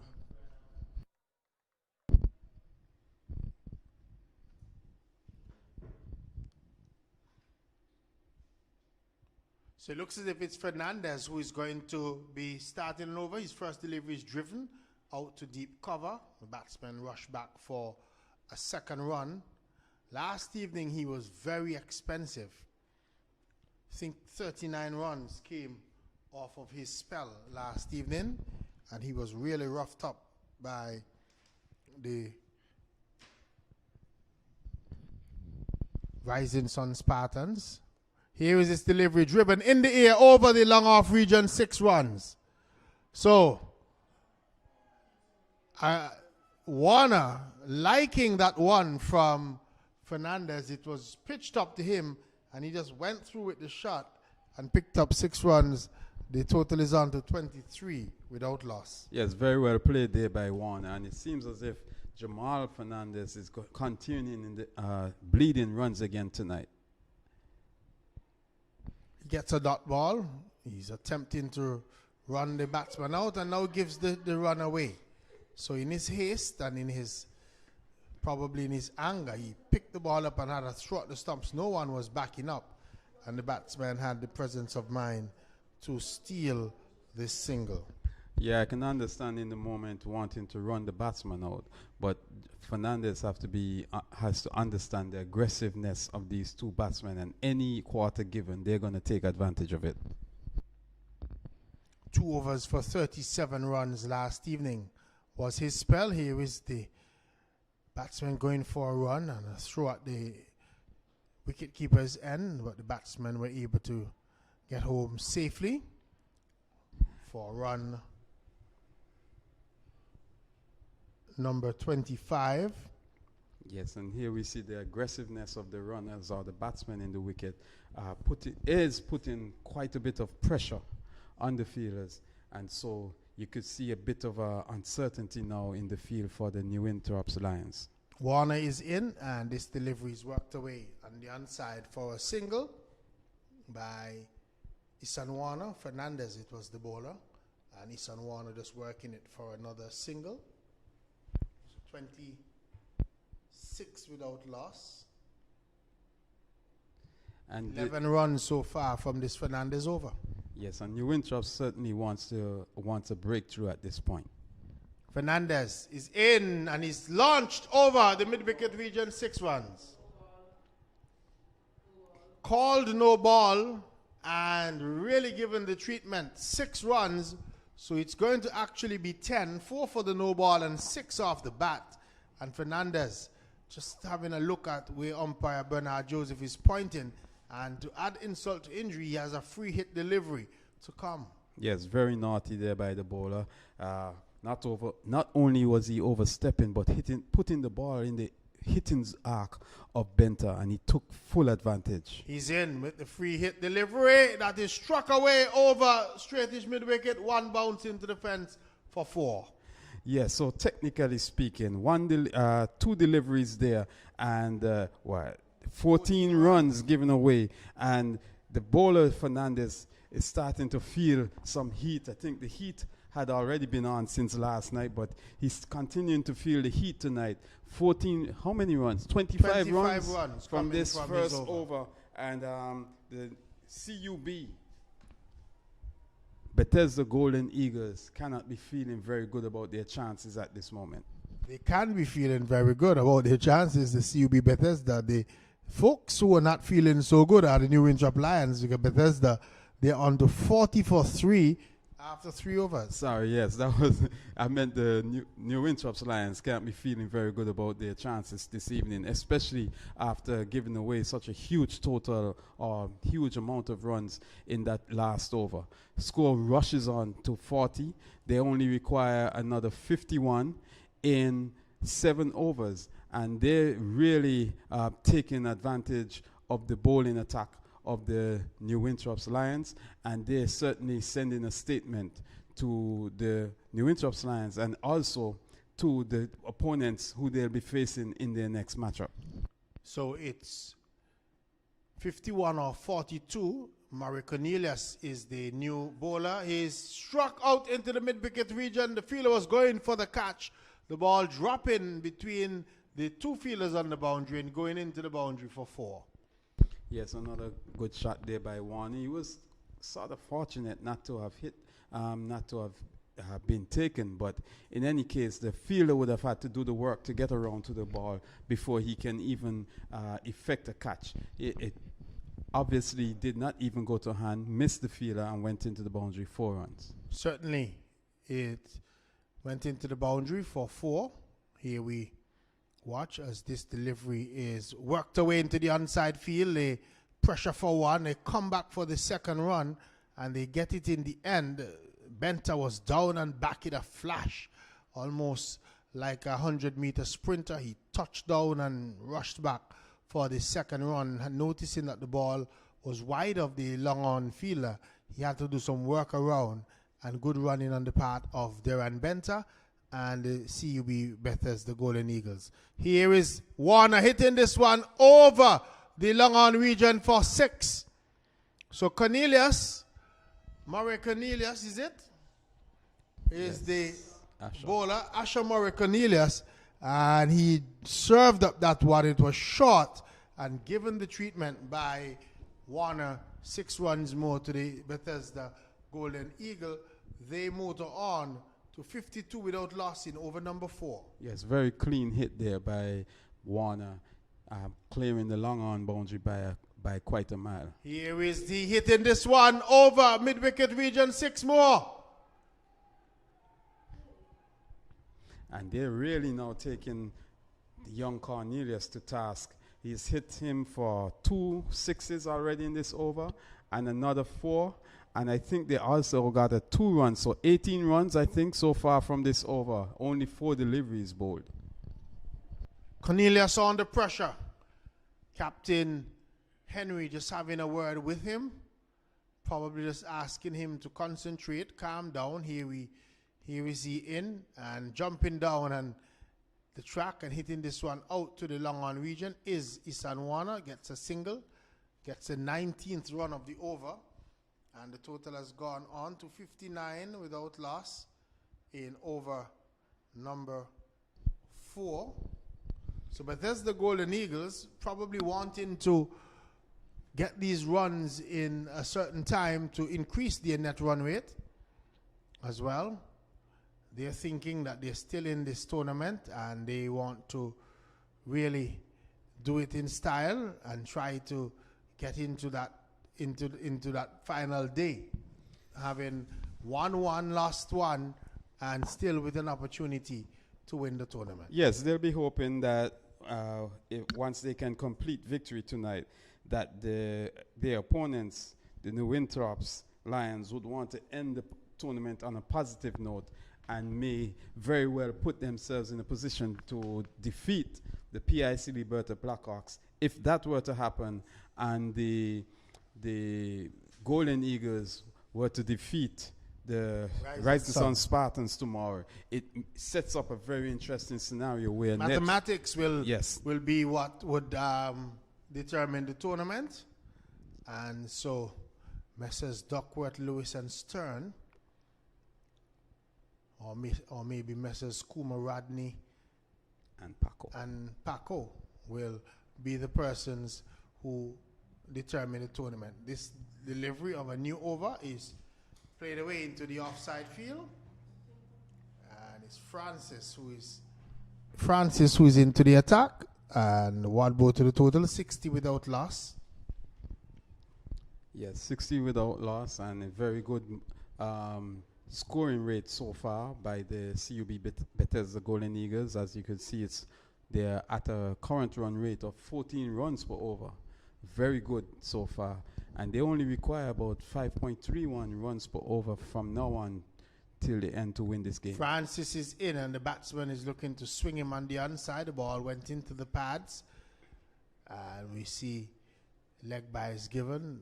Benter there just kicking his boot, thinking that he missed out on a delivery. It was a slow delivery that was angled into the right-handed Benter. He went to go for it over the mid-wicket region and did not connect, and really thought that he missed out on a good opportunity there. Francis is in and running this one down to third man is Isan Warner. He gets another run. What is Isan Warner's personal score? He has gone on to 35, and the total has gone on to 62 without loss. Yes, and it's one of the better innings of the tournament so far I've seen from Isan Warner, and from any batsman for that matter. He would certainly be in contention for the young batsman with the most runs, or the best young batsman. Here is this delivery, swung away over the backward square region for 4. 6. Correction, it has gone all the way. Well, we're waiting. The umpire is just checking to see. He had signaled 6, but from my vantage point, the ball seemed to have dropped before it got to the boundary. So I believe he should probably correct it. It's 6 runs. It did clear the ball. So 6 runs to Benter. 68 without loss. Francis is in once more. And again, the batsman is trying to swing this one away. And what took place there? We saw the bowler going down. Yeah, he tried. It seems like his leg buckled onto him as he was gathering the ball. I've seen a number of persons buckling in that pitch area. I wonder if it's very slippery out there, or Not they're not necessarily. wearing the correct equipment? Maybe or the it could be the spikes holding up in the pitch also that could cause something like that to happen. we've seen a number of injuries, and we don't want to see any more. Here is Francis in, and this delivery struck away out to the long on region, over the top of the fielder. 6 more to Benta, 6 more to the Bethesda Golden Eagle. They are on to 74 without loss at the end of over number 5. Yes, and it seems as if the Bethesda Golden Eagles want to give us an early night, because this is the 5th over, and they are almost at the winning total. They only require another 17 runs to win. That over, the Bethesda Golden Eagles took 14 runs out of that Mike Francis over, and so they're certainly looking to get home in a canter and give themselves an opportunity to increase their net run rate and give themselves some sort of a chance tomorrow. Certainly want to increase their net run rate, so they would want to score these final runs in very quick time. It has caused Nino Henry to come back to bowl his second over earlier that he probably thought that he might have, because this is just the 6th over to begin, and Nino Henry has taken the ball and has decided he's going to bowl his second over, and his first delivery is hit by Warner high up over the long on region, 6 runs. So that was timed sweetly by Warner. And we're certainly seeing a different Warner tonight in the middle. Generally speaking, he tends to pick the gaps, work the ball around for singles and twos, plays and gets the odd boundary here and there. But tonight, he has certainly been on fire. Certainly has been on fire. Here is he facing up now, and he's looking to, again, play this one on the onside. A stifled appeal coming from Henry, and the batsman able to come through for a leg by. Yes, and you could see the bowler thinking that he would have had a good chance for LBW there. Ball probably just carrying on with the angle and maybe missing off stump. But umpire, not out by the umpire, the batsman got a single, so score now moves up to 81. 10 more required for victory. Jermaine Otto got 19 and Bartlett Henry got 40 in the New Winthorpe Lions total of 90 for 6. But the Bethesda Golden Eagles, they are really going great guns here, already on 81 without loss. And we're in the 6th over, and here is the batsman. He's out caught brilliantly at the forward of square position.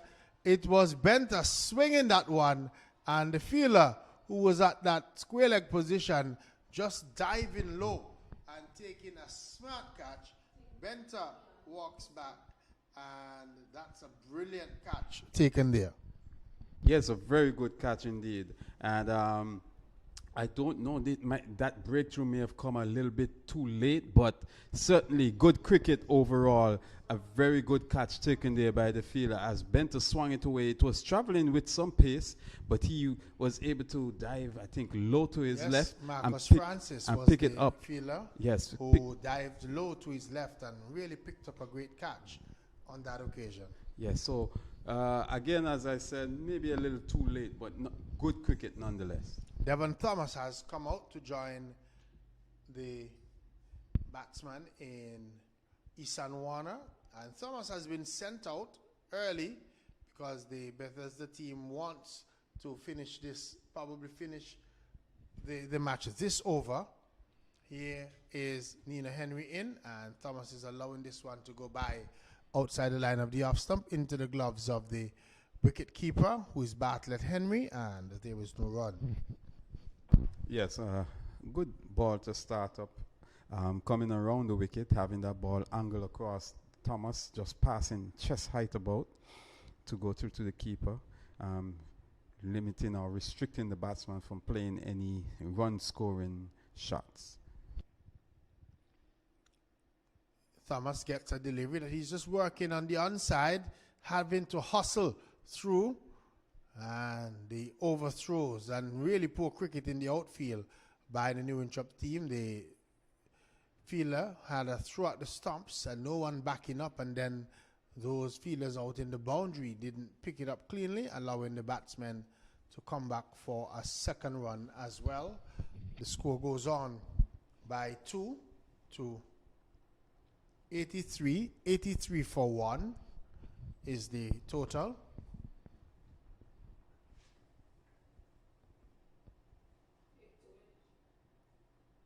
Nino Henry having just one delivery left in this over, and Thomas is just guiding this one down to third man for a run. 7 runs required for victory. Now with the score moving on to 84 for 1 at the end of over number 6. Yes, and the CUB Bethesda Golden Eagles are keeping up the run rate.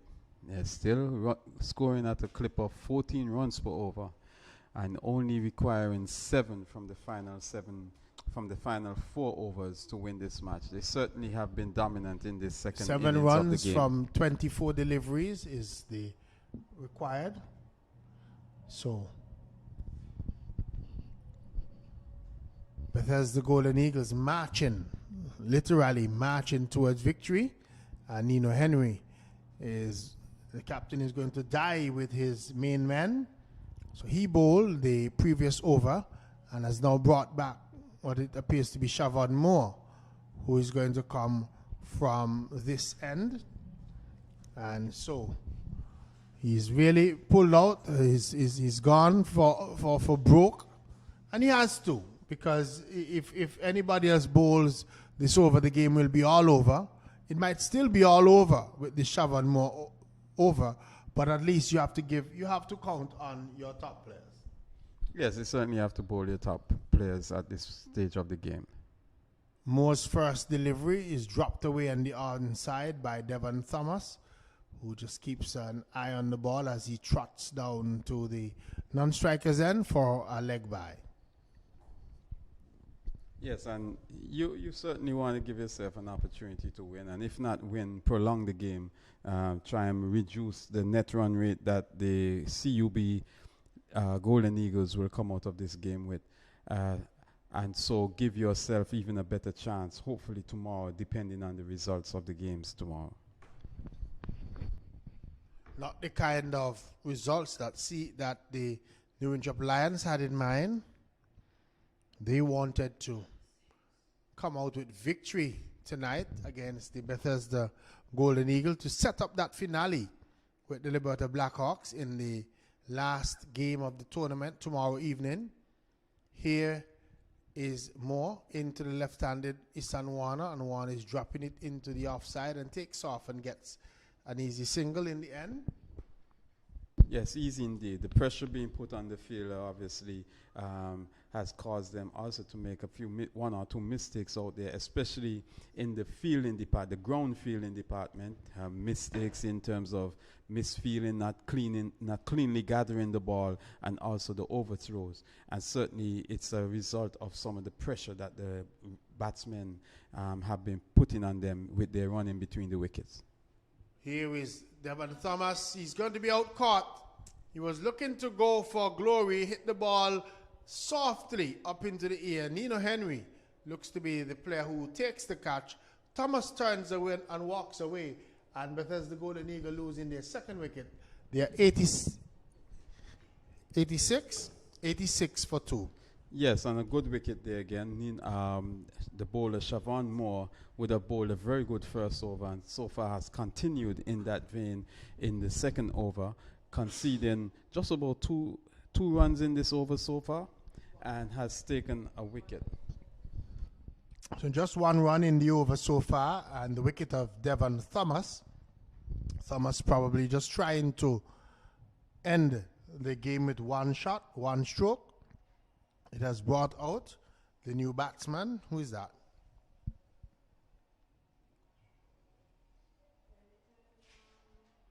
where he takes the guard, it looks like if it's Gavin Tongue who has come out. So Gavin Tongue is the batsman who has come out, and Tongue got 2-1 ball in his first 2 games that he played, and then was out for 2 last evening. So he's not had a good tournament with the bat. Here is he getting run down to a short backward point position, and so 1 more to the total. 87 for 2, 4 required for victory, and they still have quite a number of deliveries to go. 20 deliveries in fact to get 4 runs. Yeah. So it's a foregone conclusion. You would think that Bethesda would win, but how soon will they win is the only question left.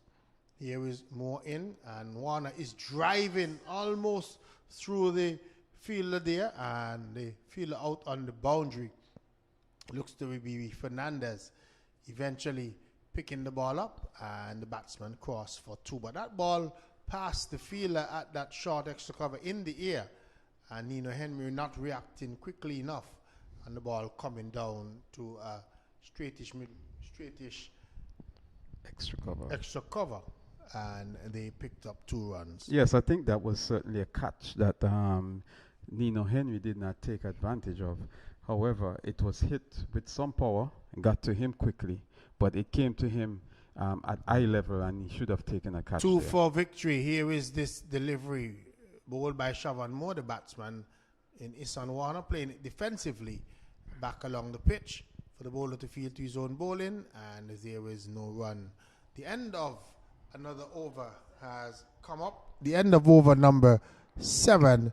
The Winthrop Lions making 90 for 6. The CUB Bethesda Golden Eagles are currently on 89 for 2 with 3 overs to come. Yes, another good over there by Siobhan Moore, but still not enough done by him to certainly give the New Winthorpes Lions victory in this game, and certainly not enough to really peg back the CUB Bethesda Golden Eagles from winning this game. 21 runs coming from Nino Henry's bowling, 3 from Moore, 25 from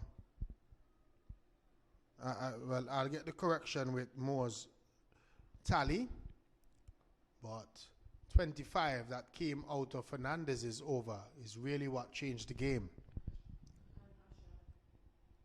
Here is this delivery. The batsman is driving back over the top of the bowler into the boundary for 4. Victory for the Bethesda Golden Eagle off the first ball of over number 8.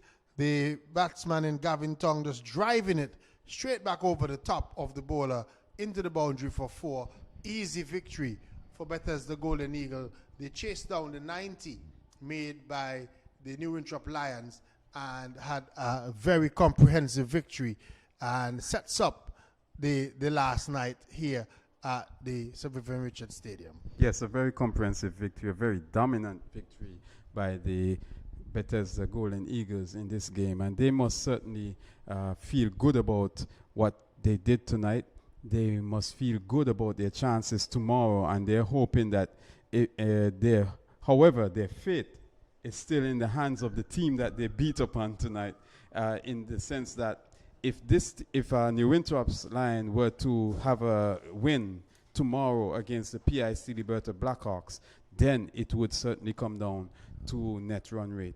Obviously, the Golden Eagles cannot be complacent. They also would have to win their game tomorrow against the Spartans to ensure that they give themselves a chance at carrying away the cup for this inaugural tournament by the Antigua Barbuda Cricket Association, the T10 Splash. So Otto made 19. Henry got 40. The other batsmen didn't really contribute to the total for New Winthrop Lions. Moore didn't score. 3 from Henry, not from Fernandez, and 2 from Francis. Hilroy Andrew got 7, and Yuseb got 4. And they got to 90 for 6.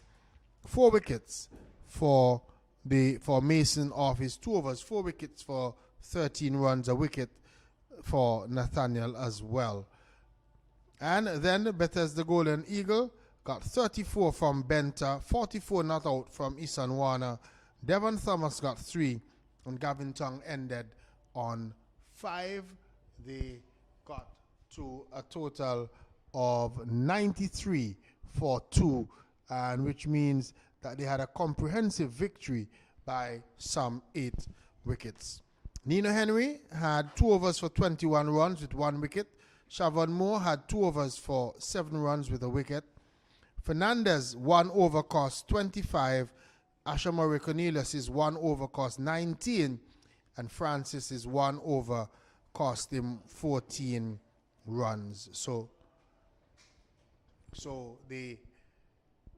that means that Bethesda Golden Eagles, they have defeated the New Winthorpe Lions by 8 runs. We'll be back tomorrow evening for the final night of the ABCA T10 Splash, coming to you from the Sir Vivian Richards Stadium, when we should have 2 exciting matches: Bethesda Golden Eagles versus the Rising Sun Spartans at 6, and then at 8 p.m.